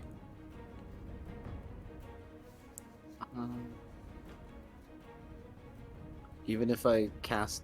it doesn't require concentration to cast Lesser Restoration? That would do it. Yeah, that would get rid of his paralyzation. Oh, I'm gonna have to touch him. Reach out and touch dragon. Which means I'd have to go back over them. You would have to, yeah. Oh. A greater restoration? No, like a dummy. Okay. Bro, log your own deck. Let's see.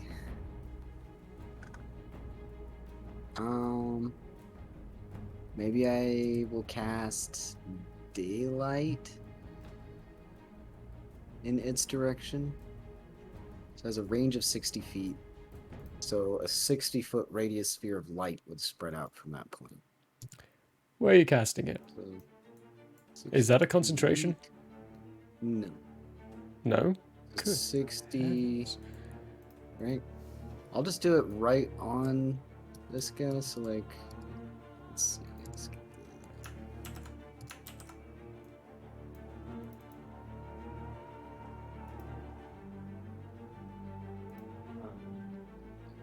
Oh. This We're is like just... right in his center square there. Okay.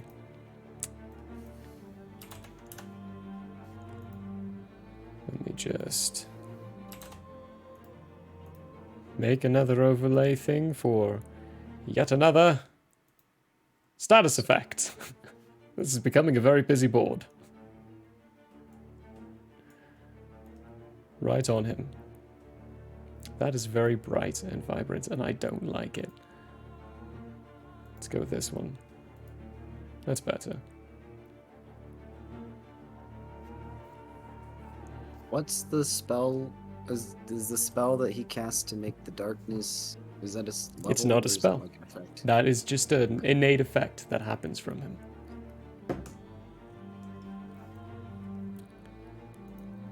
Well, it's bright. Ooh. Bright as that. When you cast that, the shadows around him that seem to be smoking and misting immediately just dissipate and evaporate. You can see the strange, skinless, muscular structure underneath very clearly now, as there's no smoke to disguise it. He looks for a moment, does it... blocks the sun for a second, then looks over towards you. It doesn't seem to hurt or harm him, and it might have blinded him, but he rolled a dirty 20 on his con saving throw, which against your spell DC I think is a success. Yeah. Yeah. But he's well lit and very, very seeable right now. Any obvious debuffs? Not that you can tell. Okay.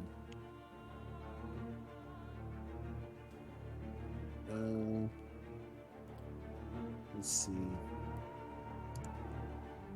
Does is wild shape a concentration? It's not concentration, no. Okay. Because I can use the combat wild shape as a bonus action. Yeah. Do we want to bring it? Let's see. I don't know. Maybe we can be tactful with this. But I'm thinking a giant scorpion might be a good idea. Going to giant scorpion form again? Well.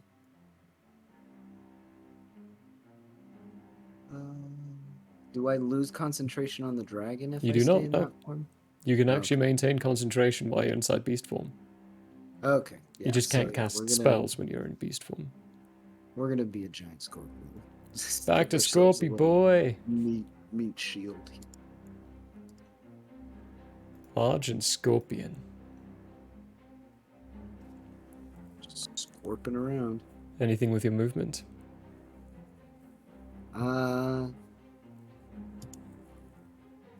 Well, we're out of the shadow, so I think we're gonna stay where we're at. And now the dragon constitution saving throw? right? Yes, Or- so a constitution saving throw from the dragon to see if it can shake off the paralysis.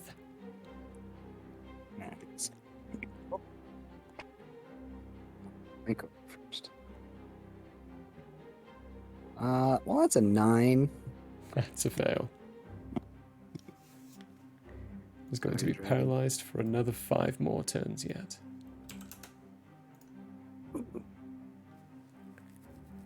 That being your turn, Prologue. Prologue's time. Okay, so the hostages have not changed their... They're all still petrified. All still Paralyzed, not petrified. 2 different things. Well, so in that case, let's see here. I'm gonna, I guess, run them over to the not dead trees 30 feet away. You said that was where they were? Yeah. Yeah. Okay. 30 feet away, which would require your action and save you because you're carrying a heavy load. Oh, no, you're stupid, powerful build. I'm so powerful. You're so powerful. So powerful. So strong. You are... Strong. With that, you would be 20 feet away from the edge with just your movement. Like, they are all taken care of enough. And you are now 20 feet off screen from where you're at currently. Gotcha. Okay. It was very strange, by the way, for everyone to see, because Prologue's invisible right now, so those things are just hovering up in the air, blobbing away. So 30 feet, come back 10 feet.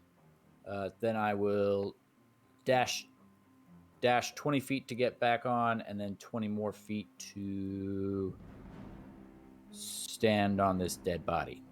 Okay, scrunching away. It's very mushy. And the form of itself doesn't keep form very easily, and the bones break like twigs. Very good. Prologue finished. Prologue finished. Very Also, good. strange to see, the body is just crushing under nothing right now, which is making Aerolith panic and freak out even more. But make sure we know, not going to impede my movement at all, thanks to Yolandra. Yeah. The gushy You guts. Did not do an attack Slow or attack anything, so your rage does fall. Right. Which is probably actually perfectly fine for you for this purposes of this stuff. Which means we're around to the baddie with Yolandriel being on deck. First, let's roll this. Nope. That's a pity. He's going to attack the dragon in front of him. That's a 29, which I'm pretty sure hits. Dragon's still paralyzed, so this is an automatic critical. Fuck. Which means 32, 37. Ah!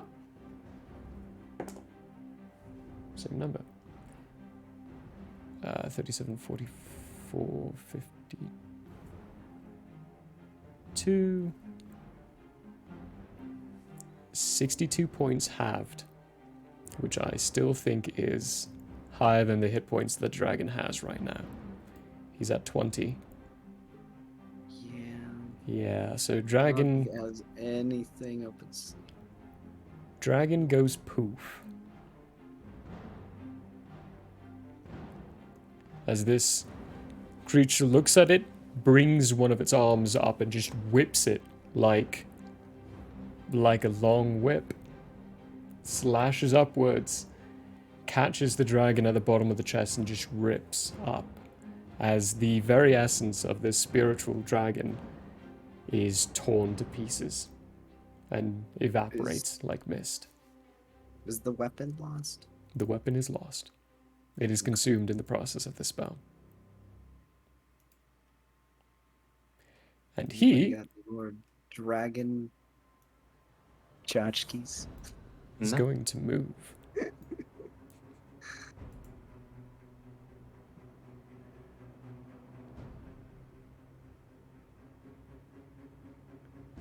Yeah.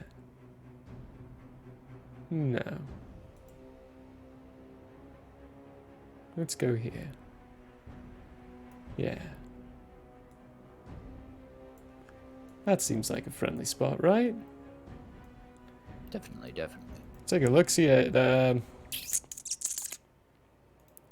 yeah, you, Jartis. You've got his attention. You're the one who summoned the dragon. He's attacking you. At this point, Finestorm, you'd realize that the moving of the bodies is not perturbing him at all. 22 to hit, Jartis? Yeah. Yeah? I need a Constitution saving throw.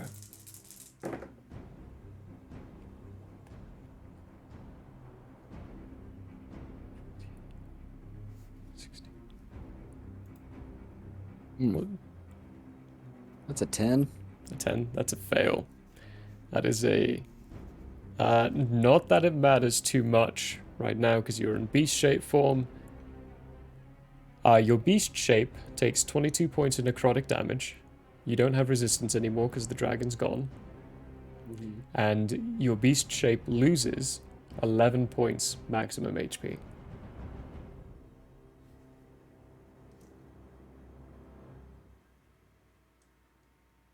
How many max HP? 11. 11.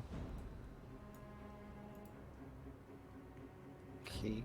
That is its turn.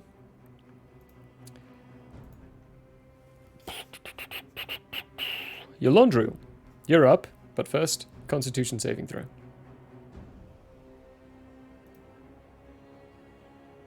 15.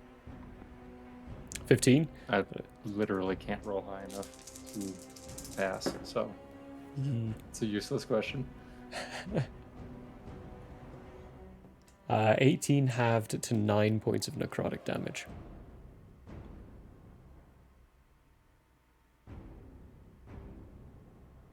Okay. Okay, bonus action. Move this. Pink. Attack.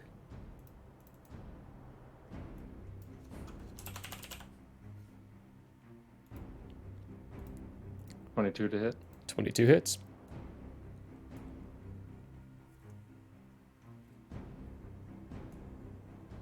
$14 force damage, and then Divine Strike is an additional 1d8. Or wait. 12 force damage, excuse me, sorry. And then 1 radiant. Cool. And then I'm going to All of that, tell by the way, boys. does normal damage. It's not reduced or extra in any way. Okay, I'm going to just say, gentlemen, it's time to run. And I am going to use my action to move 5, 10, 15, 20, 25, 30, 35, 40, 45, 50. At 40, he does get an attack of opportunity. Christ, how fucking... He's got a I don't 15-foot even reach. remember where... So 5, 10...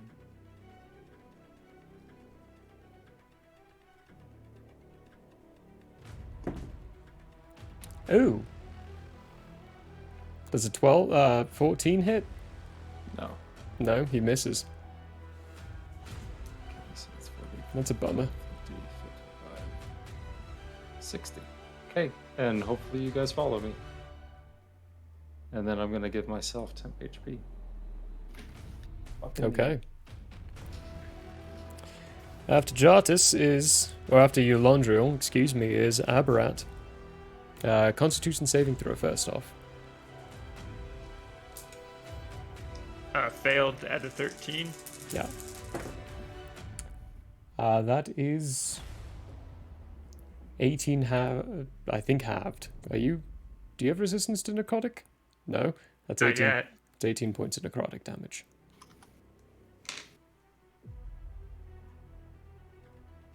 I am going to bonus action bring my spreading spores back to me so you can get rid of that square. Okay.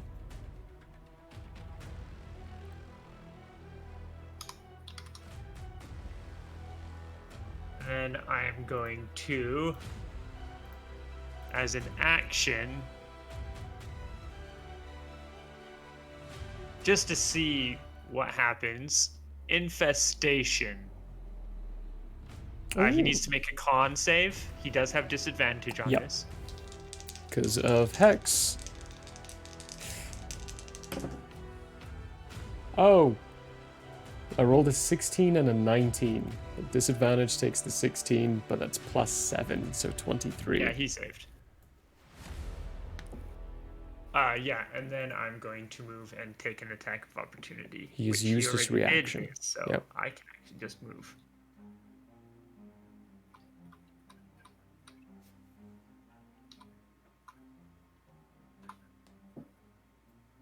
Right there. Okay. Enough of you is out, so you won't need to be making any checky checks at the start of your turn for that area. So, that's your turn. Good old Emma. Still trying to pink away and rolled a 1 and a fucking 2. Even with the bonuses, that misses. Another crossbow bolt. And some of you here in the distance. Fuck. As we bring it around to the top.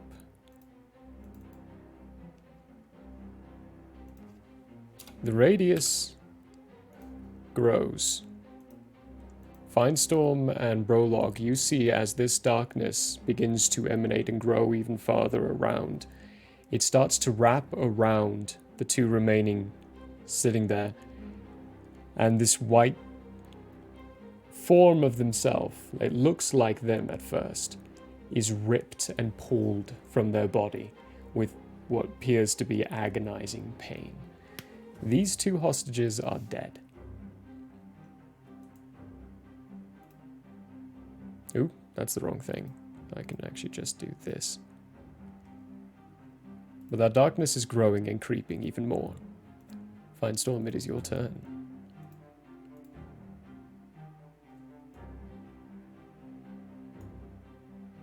I'm gonna look at Brolog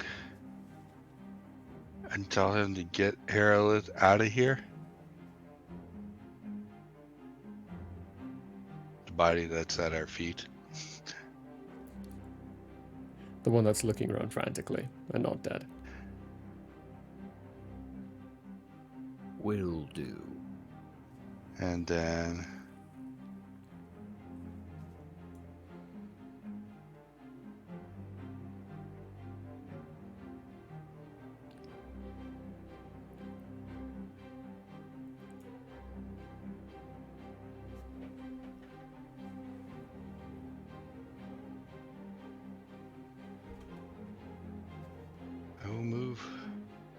to there. Okay. Okay, I think Is you that have... in? It is inside. The one up, yep, right there, that is not. Okay. And you are flanking him now as well. Cool. Good old And Jarvis. attack. That's just yeah. action and bonus action. That is it, just action and bonus action. I had to do the mathsies in my head. Go for it, give me an attack. With advantage. 2 attacks, actually, but... Yeah. Both at advantage. Unfortunately, neither one's an assassinate. No, sadly not. Long since past that. But that's going to be a 25. 25, that hits. Remember, with this one, you do have your sneak attack, because you have advantage on your dice. And you have an ally within 5 feet, so... So... that will be... Ooh. Is that a bunch of ones? And it's close enough. You had to go back. I forgot what my... That's +6. Okay, so... That was 17 points on the first hit. What kind of damage?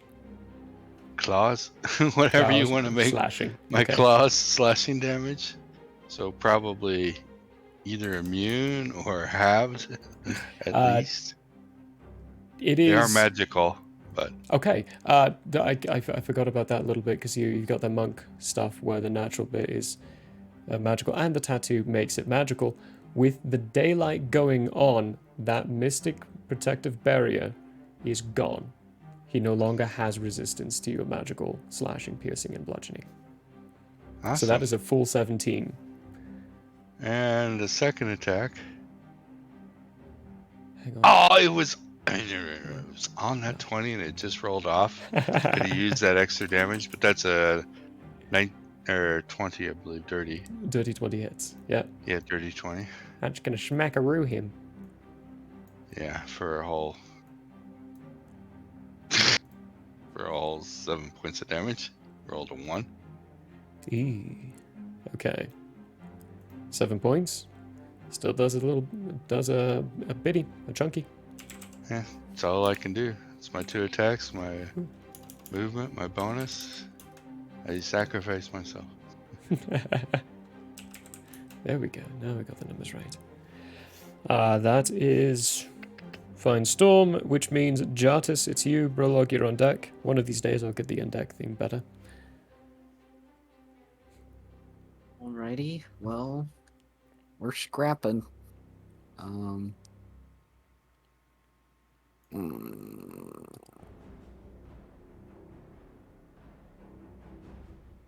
guess I'm gonna. Am I paralyzed right now? You're not. No, you're fine. It was your dragon that was paralyzed. It's dead now. I guess I'm gonna try and use my claw, see if I can grapple him. Okay, go for it. Is he too big to grapple? He's huge in size. He is size category larger than you. Could I try to use both my claws to try and grapple him? You can try one claw.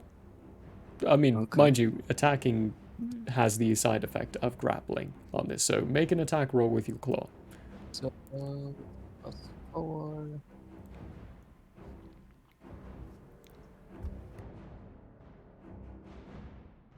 That is a 23. That hits. But it doesn't Nice. grapple. He's immune to grapple. Okay. Roll for damage. Okay, immune to grapple. So damage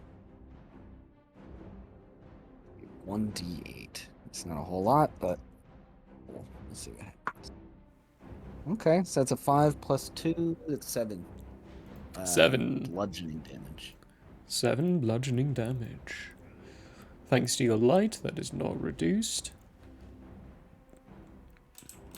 So I'm gonna hit again with the claw, I guess. Go for it. Give me another attack, yeah. 17. 17 hits. Oh, okay. Wow. I'm not gonna say anything. We're just gonna roll. Oh boy. That's a 3 bludgeoning damage. Oh, gross. Still. Mm.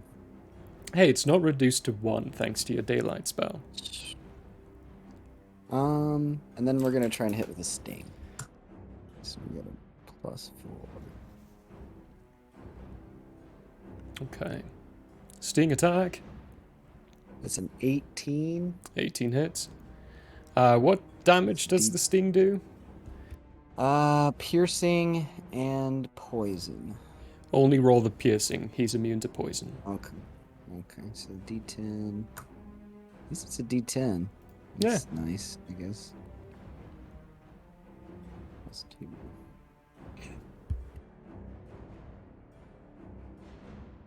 That is a 9 total. 9 total. Okie dokie. You say they're only small dice, but you hit with them all, and you dealt a decent chunk of damage with all those attacks. Once the scorpion pulls through, doesn't miss every single time. Good job. Slashing, piercing, grabbing at each place, he seems to be very slippery and slips out of each of your grasps, but you do manage to chunk away and pull little wisps of dust, of shadow that immediately dissipate into nothingness. He's looking a little frustrated, if anything, but you can't see any significant damage on him yet. Anything with your movement?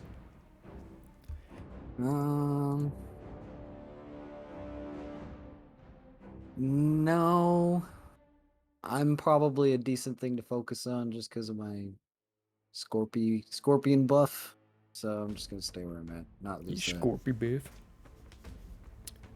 Okie dokie. Hopefully he gets riggedy wrecked. Brolog, you are up. Okay, I don't know if this is allowed. So what I would like to do, if possible, pick this fella up by his arms,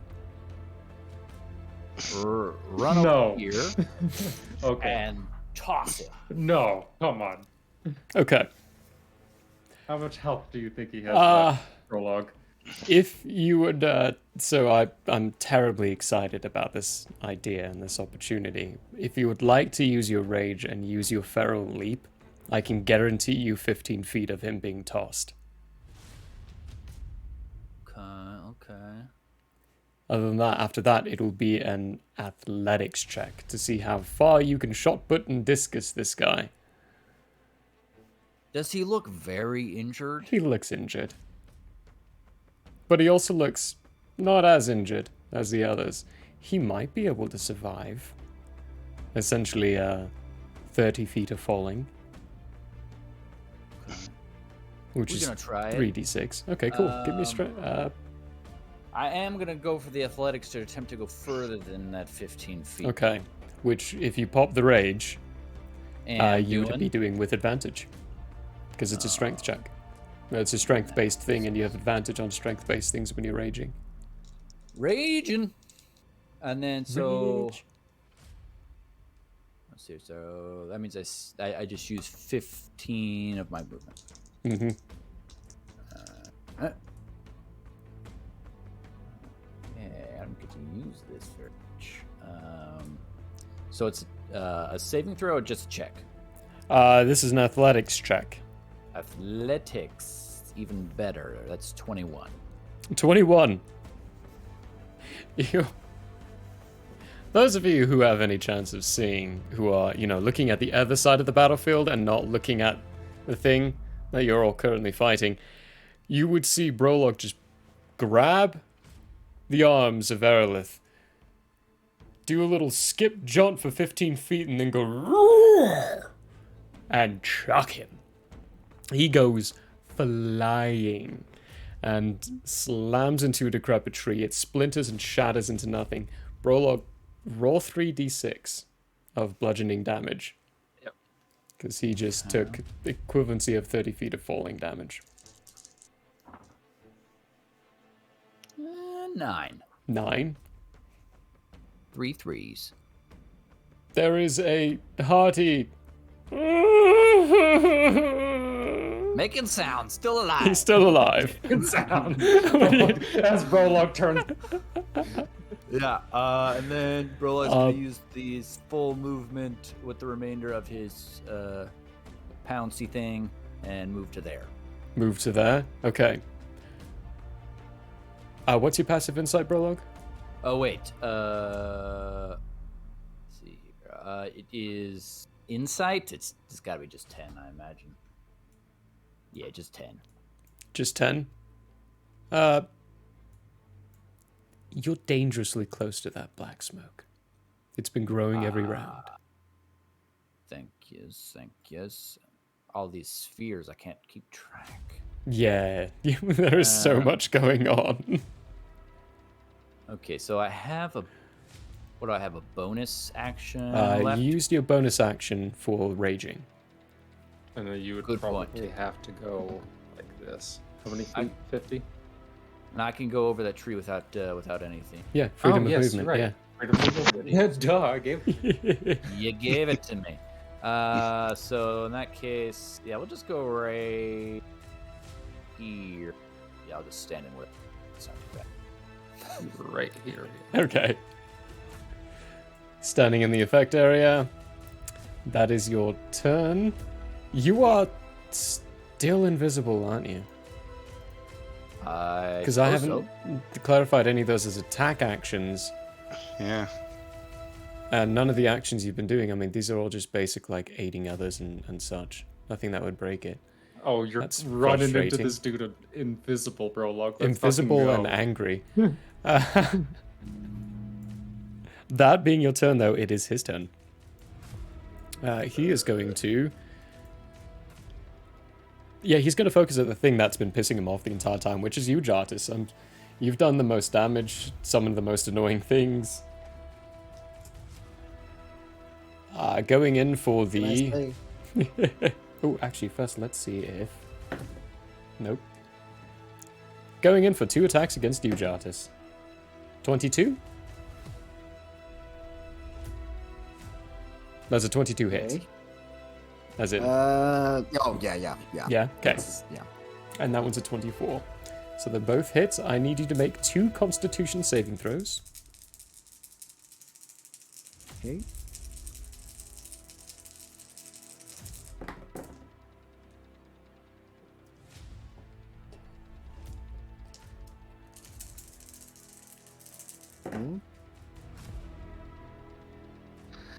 Ooh. Okay, so one's a 6. That's a fail. One's a 20. That is just failing. Oh. So, for the first attack, Jartis, you take 25 points of necrotic damage. Okay. What's your beast shape in right now? Like, it's health? Yeah, it's health. It's got 3 now. 3 now? Okay. Before the next attack. Its max on that attack is reduced by 12, which doesn't do anything for this, but the next attack deals 30 points of necrotic damage. Okay. Of which 15 would be reducing your max HP. But the 3, I'm going to say, take 3 of it. So your max HP is reduced by 12. And that is you, Jartis, your max HP. And you take... You, Jartis, your By an form additional takes... 12? Yeah. By an additional 12, and you take 27 in your Jartis form. Ooh. But you do fall back to being Jartis. 27? Yes. 27 with 12 reduction. Permanent. Not permanent, but yeah. Technically permanent. Those aren't spells, are they? No. These are natural attacks.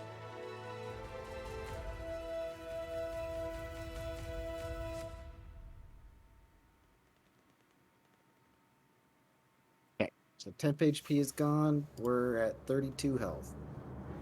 32 health. Also, the temp HP doesn't take that permanent. That permanent goes towards your actual HP.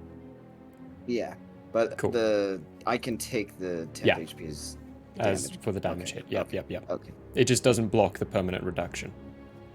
Ooh. That Oh boy. That is his Sitting at turn. Minus 16. Or wait, how much was it? 12. Another 12, you said? Another 12, so yeah. Minus 20. Looking a little rough. Not plus 20. We're getting rid of that. He's a healthy little goat boy. That's Yeah, his he's not turn, doing though. so healthy.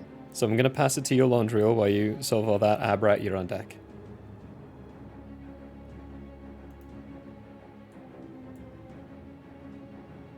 So... whose turn is it right now? It's your Laundriel. Yep, your Laundriel's Oh, up. my Oh, bad. you're outside of the range. So you don't need to make a con saving throw, but... It is your turn, good sir. I fucked up earlier when I did aid, because 2 people was 3. Sorry, Jardis. I will remember that next time. Because I just reread, because I was like, wait a minute, didn't I get him? And then I was like... So what I'm gonna do is bonus action. Shit. It's one or the other. You're good for another round, right? You got like 30. No, I know you're not good. Hold on. Fuck it, I'll do it anyway. Okay.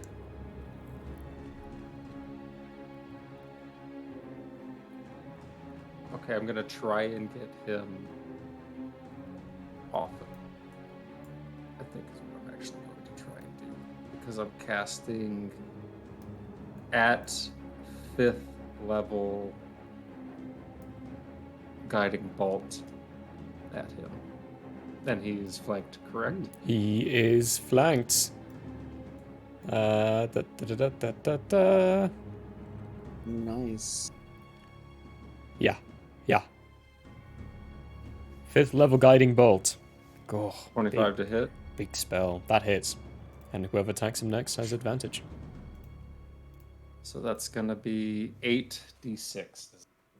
Folks, 1 second.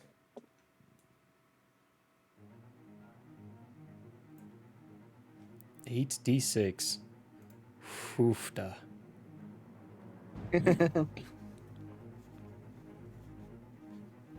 Gotta get a calculator, guys. Sorry. 1 second. Maths. As I should be pronouncing it, as Tangerine has pointed out, because I have pride for heritage. Finish that sentence. Yeah, we say maths. You're welcome, Tangerine. You crazy lot have been corrupting me, and I've been saying math recently.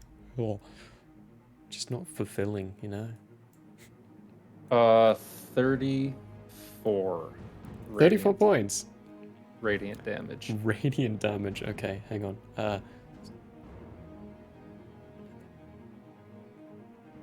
It's doubled at 68. If it's halved, then it's... okay. I Got can't it. do that math. I just had to do some maths. When you launch this thing out, it slams against its lower area where you would, typical anatomy of the liver would be there. It screams out as agony as you can see a black flow of black smoke just coming out and then dissipating instantly in the daylight. It stops and then glances back at you for a moment. I'm gonna whistle at it and I'm gonna say, "Hey, ugly, come this way," and then bonus action hit him with my spiritual weapon behind. Cool, give me an attack I'm roll. going right for the Achilles tendon, right at his Achilles heel. tendon? It's fucking He's ah! going.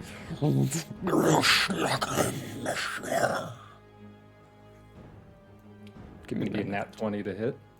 That fucking hits. Yeah. Okay, so that's 2d8 and also what's my thing? So 2d8 is 16. What's the bonus plus? No, it's 1d8, so sorry. So that's Okay. 8, my bad. 8. And then I'll roll another d8 and then Divine Strike. D8. So Divine Strike's also maxed.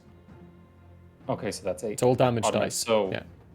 so far we have 8 force, 8 radiant, and then I'll get of 10. Total of 10, and don't you have any bonuses to that damage? Or is it just straight dice? Oh, for no. Special weapon. So I rolled a 6 plus 4. And Okay, then max plus 10. is 8, and then max for the Divine Strike is 8. Also roll the d8 for the Divine Strike, too. Oh. You're re-rolling all damage dice. Don't limit yourself. Right. Come on. 4. 4, an so additional 4 14, radiant. 16, that's 30 30. even. 30 even. Yeah, you've got his attention. You just dealt And then 6 plus I am going 60 damage in one turn. Noticing that I have got his attention, I'm going to slap Grant on the chest. Back up, back up, back up, back up. And I'm going to start backing up. 5, 10. I'm guessing this is going to be difficult terrain, yeah. Difficult terrain, so I'm only going to actually end up going like probably right here. Most is what I can. That's 30. Okay. Jeez Louise, yeah. For the love of Christ, bro, log cut this guy off on his way to me, please. Abrat, it is your turn with Emma on deck. Start of your turn, Abrat, I need a Constitution saving throw. He's not in the thing, is he? 12, Yeah, that yeah. is a fail. He is inside of it, yeah. The majority of his block is inside. Oh. Yeah. If I had gone down instead of up, I might have been not in it. Mm-hmm. I would have rolled a didn't think about d20, that. like I did with your laundry on the first one. That is 18 points of necrotic damage. Ouchie. Aberrat is going to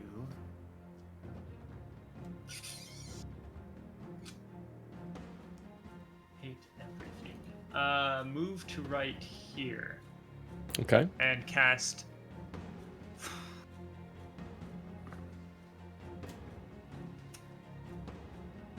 crap. Cast Eldritch Blast. Okay. Oh. I have 3 beams of it now. Hey, nice. Level up did nicely. So 3 attacks. Our first one's with advantage because of Guiding Bolt. I rolled a 2, and then I rolled a. Oh, your internet spiking now. Yeah, internet spiked so hard right there. Oof. The first one was an 8 to hit, even with advantage. Oh, shoot. Yeah, that one misses.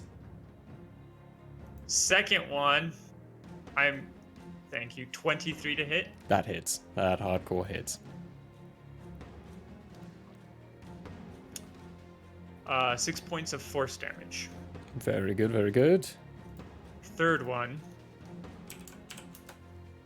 17 to hit. 17 hits. 3 points of force damage.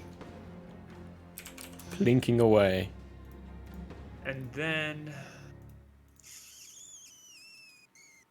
Ooh, I need a Constitution saving throw as well for your concentration.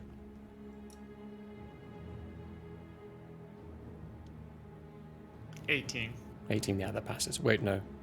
Yeah, no, that passes.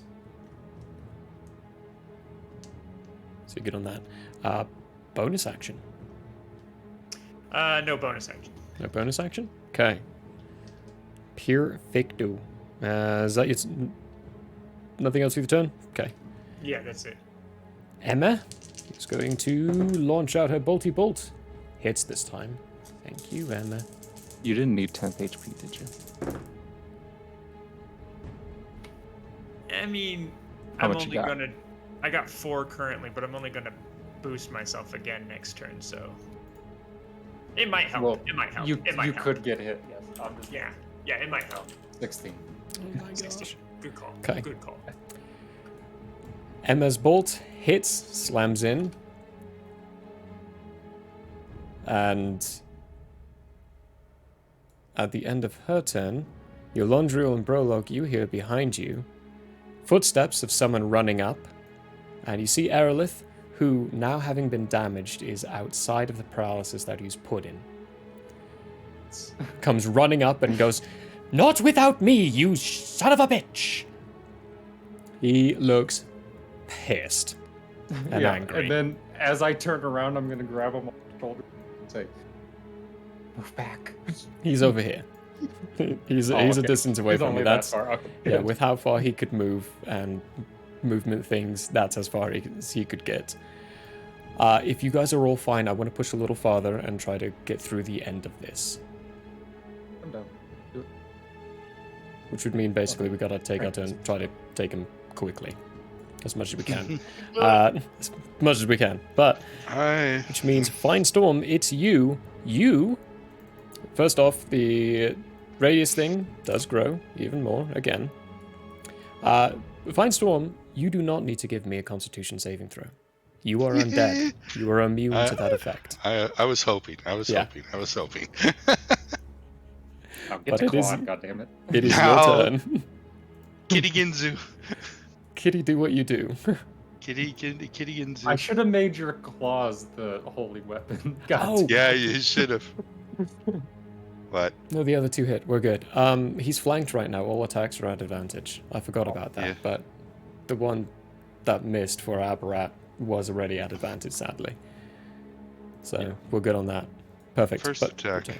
Yeah. Tear at the paythat. Natural Nat 20. Yeah, and that was on my sneak attack. Uh-huh. So Oh, that's- you're about to fuck this Oh, dude come up. on. that's 18 points off the bat right there. Whoo! Plus This dude's about to get a second asshole. so with that's calf 24 muscle. points actually right there. Plus 24. do. Come on, roll good. Oh, that's a good one. That's here. It's 14 plus 6, another 20. That's 44 points of damage right on that attack. 44! Yeah, And that's one. He's and that's beginning one. to look a little rough. Let's see if we can second attack. Let's just back up these 20s, right? Nope. Okay. So like 25. To hit. 25 hits. Yeah, that hits. So that will be okay. 9 points. 9 points. Perfect. And Fury of Blows. Oh, It's just too bad all of these can be like kind of crit. But anyway, Mm. Fury of Blows attack. Watch him get another one. I'd fucking I would that love right it. here. I would You'd see me bust right here on live. These are at advantage, right? Yeah. Okay, cool. Mm-hmm. Yeah, these are all. So that's like another 27. They all hit. Yeah, that hit. Mm-hmm. Yeah, so that's another what? 10 points of damage. Okay. And final Fury of Blows. Come on, 20. Come on, 20. Nope. Rolled 2 11s. So anyway, that's gonna. Let's plus 10 21s to hit. So last die 6. 11 points. And 11. Good grief. So 20, 30, 70. You did over 75 points in one turn. Look at me! Look at Look me! at me! This is why I don't Look go at the- easy on you all. Look at the kitty. Kitty Oh, is gross. going Ripping crazy on you. and shredding all over. At this point, Finestorm, you're getting to where you're digging into them enough to where you're getting to bone structure. The bones are all obsidian. They're all made of different structures. This creature is beyond what you understand anything to be. But it is looking very, very rough. Anything with your movement or turn? The rest of you've done bonus and action, so just movement. And just movement. Judging by the rate of growth from this killing sphere, I'm okay yet for another turn. Right? Yeah, it should be, yeah. Yeah. Another few. No movement. Okay. Jartis. I want him to face me. Kill me. I dare you. Kill me. You can't Jartis. kill me. Start of your turn, Jartis. Constitution Taunts him a saving little throw. bit. Please heal. Please heal. For the love of Christ, heal. Spend your turn. You're very far away from me. I want you to hit me as hard as you can. Constitution saving That's throw, it. Jartis. Oh, hopefully it's not too hard. Well, fortunately, Jartis has a +1 on saves. Screw that scorpion. What you roll? We rolled a 23. 23? Yeah. You passed. Total. You don't take any damage. Ooh. Yeah. Take your turn. Now just start putting salve on those wounds. Let's see what I got. I think I kind of screwed myself over here. Remember quickly, we're on speed round here. Yeah, I'm gonna go ahead and. In fact, actually, really should be.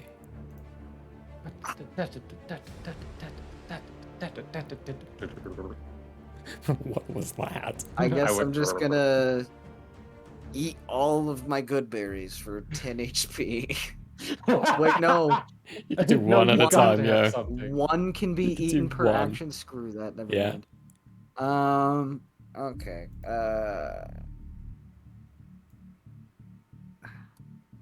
You pre-moved, bro. Can I cast Enhance Ability on myself? You can. It's an action.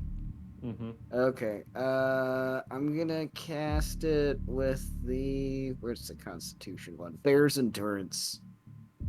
2d6 temporary hit points. Okay, give yourself 2d6 temporary hit points. Anything with your bonus action. That is a concentration, so we're gonna add that on there for you. I think I'm going to. He pulls out his instrument, starts playing a tune. Ooh, an 11. So we gain 11 temp HP. Okay. Mm-hmm. I don't think you have anything but spells for bonus actions unless you have a cantrip, right? Does have Well, still. I could become another shape. Yep, does still have a wild shape Oh. left. That's right. He's got All a right. couple in the bag. I don't know. I think I'm going to become a giant snapping turtle, which has an AC of 17. So. Do you? We're just gonna try. Yeah. Do that. Okay, so Just fucking- Bear's Endurance on yourself, and then Jartis, this tiny little satyr, curls up and then sprouts a shell and turns into this giant snapping turtle. That is terrifying. That is your action and bonus action. Anything with your movement? No. We're gonna stay right there. Brolog, Feral Pounce, run over there. to start before you attack, though, you started your turn inside one of the zones. I need a Constitution saving throw. Well, he didn't technically start his turn because he had to run there, right? No, he started his turn in Oh. one of these zones. Those zones. So I need a Constitution 25. saving. 25? You saved, which halves the damage to 4 points of... What damage is this? It's not... Necrotic, right? It is No. necrotic, yeah, it is necrotic. 4 points of necrotic damage. And then you rage, Feral Leap, run up, you're still invisible. This is terrifying. With advantage. Do it. You're no longer invisible now. Attack. That is cool. 21. 21 hits. It's 7 damage. Again. 7 damage. That's 26. 7 damage. Max damage of 14. Max damage of 14. What are you... Okay. It's looking rough, but it's still up. I assume it is immune to this, but if I can do my kickback move on it, I would like to. It is too large for you to be able to do that. Even though I'm powerful? Yes. Okay, fair Even though you're powerful. And it is also immune to that, but good to check. With that being your turn, though, it is going to. Attack the kitty. Oh, I forgot to say I also doused myself in dust of deliciousness. Sure. He is going to attack the kitty. He angry Attack at the kitty. Attack the kitty. Dirty 20? I don't think that hits you anymore. Yeah. Nope. Swing and a miss. Swing and a miss, and the second one is 22. Nope. Oh, that's right. You're at 23 now, aren't you? Yep. Yeah. Your character is beginning to slowly but surely be very, very fucking broken. No. Yes, very broken. Yes, very broken, because there's a lot of things you can do. That's its turn, though. It tries to swipe twice at the cat and fails miserably. It's beginning to look panicked, angry, and really, really doesn't like the fact that you've all appeared out of nowhere. Yolondril, you're up. Abrat's on deck. Hey, 1 second. Let me quickly read this. Your Time second on is a over. turn or starts its turn there. Okay, so when it says when a creature enters the spell first time on a turn or starts its turn there, what does that mean? So when I cast it, does it do damage? Because it says enters the spell's area for the first time? What spell are you talking about? This really Moonbeam. depends. Moonbeam?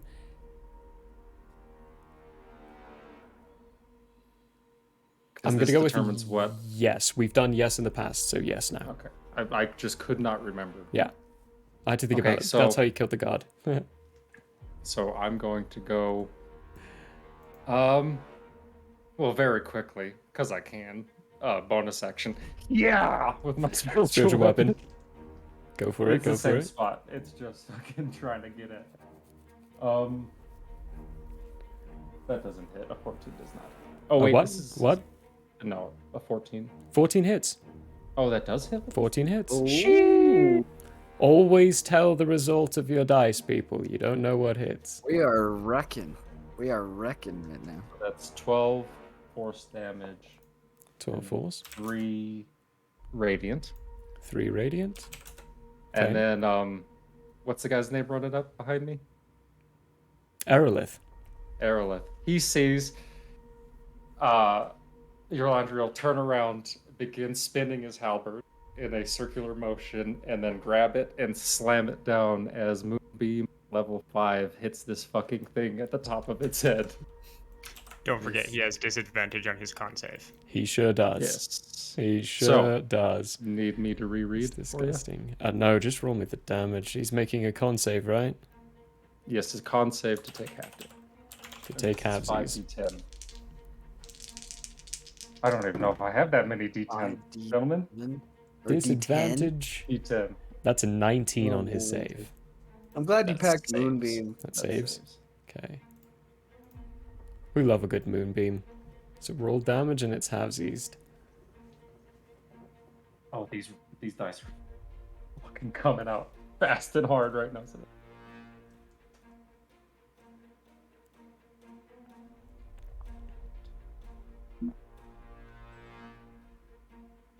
31 halved. 31 halved? Radiate. Okay. And at the start of its turn, it's taking another one. If that doesn't fucking take it down. Anything with your movement. That was your bonus and your standard. And that is a concentration now for the moonbeam. Yes. Yeah, fuck it. I'm gonna move back to next to Aberrat. It's gonna be full movement. Cool. Which means, Abrat, you're up. Aberrat, you see me walk up next to you. Fucking hold my halberd. His eyes and tattoos are pulsing and emanating light. Perfect. Aberrat looks at Jartis. How does Jartis look, health-wise? Brand spanking new. He just changed into a new shape that hasn't been touched yet. Yeah, he did. He does not look perfect. injured In that at case, Aberrat sighs contentedly and Eldritch Blast! With advantage. He is so surrounded.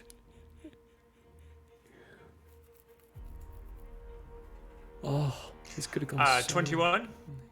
21 hits. And do I have advantage on all of them or just the first All of them. one? All of them. Yeah. Okay. 2 points for the first one. 2 points for the first. Okay. Another 21. That hits. 8 points of damage for this one. 8 points of damage for this one. Okay. A 17 for the third one. That hits. 9 points of damage for this one. Hey, Abraham. How do you want to do this? Yes. Awesome. You killed it. The first nice. The first blast hits it in the knee, the second blast hits it in the gut, and the third blast hits it in the head. Perfect. For the blade that Yolondril has whipping around and the claws coming from Finestorm, so many of the muscles have just been torn and sundered repeatedly, with Brolog coming in, slashing at the other leg. He looks a little weak, so you aim for the knee. You blast outwards. It hits the knee and the cap just shreds right off, turning into nothing. Smoke and then evaporating in the daylight. It turns to you now, loose leg, gets slammed into the shoulder, the arm begins to droop and slowly come downwards. All of this in the meantime being forced and bludgeoned by the moonbeam above, peeling and tearing other pieces of its flesh off. It slowly begins to crumble to the ground, falls to one knee, then looks up at you, Abra, as you send off the last blast, hitting it, slamming square into the head. At first, it doesn't look like it hit something normal. It just concaves inwards. And then begins to shift, click. And I need Finestorm, Brolog, and Jartis to make dexterity saving throws. While they're doing that, Yolondriel, you see Abrat bring his 2 fingers up to his nostrils and go... and spores come from off the fingers into the nostrils as if smoke was coming off his fingers. As I'm holding this thing, I look at you and I go, "You're fucking weird." And then I'm gonna move the moonbeam. I'm gonna move the moonbeam over the portal. You guys give the DM those throws. 8. 8, that's a fail. Jartis, Finestorm. What are we throwing for? Your dexterity Evasion. saving throw. 14. 14 fails, but evasion halves. Mm-hmm. Dexterity.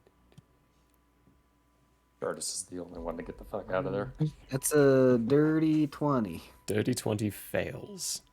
Oh. All of the DCs have been 21 for this creature. That is 33 points of necrotic damage. Halved to 11 for you. No. To 16 for you, Finestorm. And then halved again. And then halved again because the resistance to 8. So 8 for you, but for the rest, for Brolog and Jartis, that's 33 points of necrotic damage. The creature dissipates, implodes in on itself. Yolondriel, as you move the moonbeam over the portal,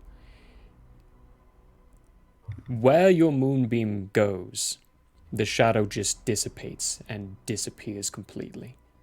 As soon as you get it over to the portal, over the center. there is a screaming of sorts echoing from it as the shadow begins to recede and pull back, and the red light coming from the sigils that he formed on the ground begin to dissipate and disappear. I'm holding it for the rest of the minute that I have. I'm making sure that fucking thing is shut. Is Meanwhile, enough to shut it. Yeah. The halberd, my spiritual weapon, is just like slapping the sides of the fucking... While he's doing that, is there anything any of you are doing too? How badly damaged is everyone? Probably... So none of this damage can be seen. Everyone looks perfectly fine. Except for Aerolith. Aerolith looks a little injured. Brolog's gonna go pick up those 3 that he put over there in the other place to carry him back to the camp. I'll definitely motion for Aerolith too. Yeah, they're not stunned or paralyzed anymore, and they're all standing up, currently checking in on the child. They look over and like, thank you for your assistance. I think we can take it from here. Very good, very good. Is there anything left of this ghost, this beastie? There's nothing left of it. It is completely dissipated. Prologue is prepared to leave whenever the moonbeam time is finished. Finishes up. As I pass those 3 hostages that are over there doing whatever, I'll just do a little bow and go, Admiral Finestorm, at your service. Keep on walking. Did the Charlos get a new admiral? Won't be of any tardy for us so soon. Where are you all going? Where do you all head? We're going to finish up soon here in a second. Just to end out the episode for me, I'm just going to heal up. Whoever needs to heal it, I'll probably do mass healing word. Yes, at level 4. Mass healing word. Perfect. I don't know if it matters. HP reduced. Is that still happening? That is still happening. That's We'll not have to going heal to up later. dissipate until... you actually don't know how that dissipates. You know it heals over a long go away rest. when it's gone. It will go away when it's gone. But as you're all traveling and walking away, Finestorm and Abrat, both of you hear something very, very similar. Familiar, not similar, familiar. A slight crackle and pop. The sound of someone teleporting nearby. Go to it. You turn the corner. You see the black cloaked figure of what you would recognize to be the back of Ileana. She stumbles, turns, looks at you with swollen shut left eye, broken, bruised bones all over the place, blood spewing out of her mouth. And she collapses to the ground after making eye contact with you. And that is where we're going to finish for the night. Cliffhanger! We fucking yeeted that fool. Yeah, you did. That was a... you weren't supposed to be able to do that, but you did. Thank God we got... Good thing we packed daylight. See, I'm so surprised that Jardis has ended up becoming the tank of the group. He just gets fucking hit and then he just changes into perfectly fine. Dragon saved so much hit points being dealt to you all. It took a beating. And it being a separate target helped too, I think. But we will figure out what's going on with the Ileana situation, who was very unconscious on the ground in front of Finestorm, next week round. For now, though, we must bid you all adieu. Thank you very much for being here. We love you all greatly. And be careful in the week. See you all later. Bye. Bye.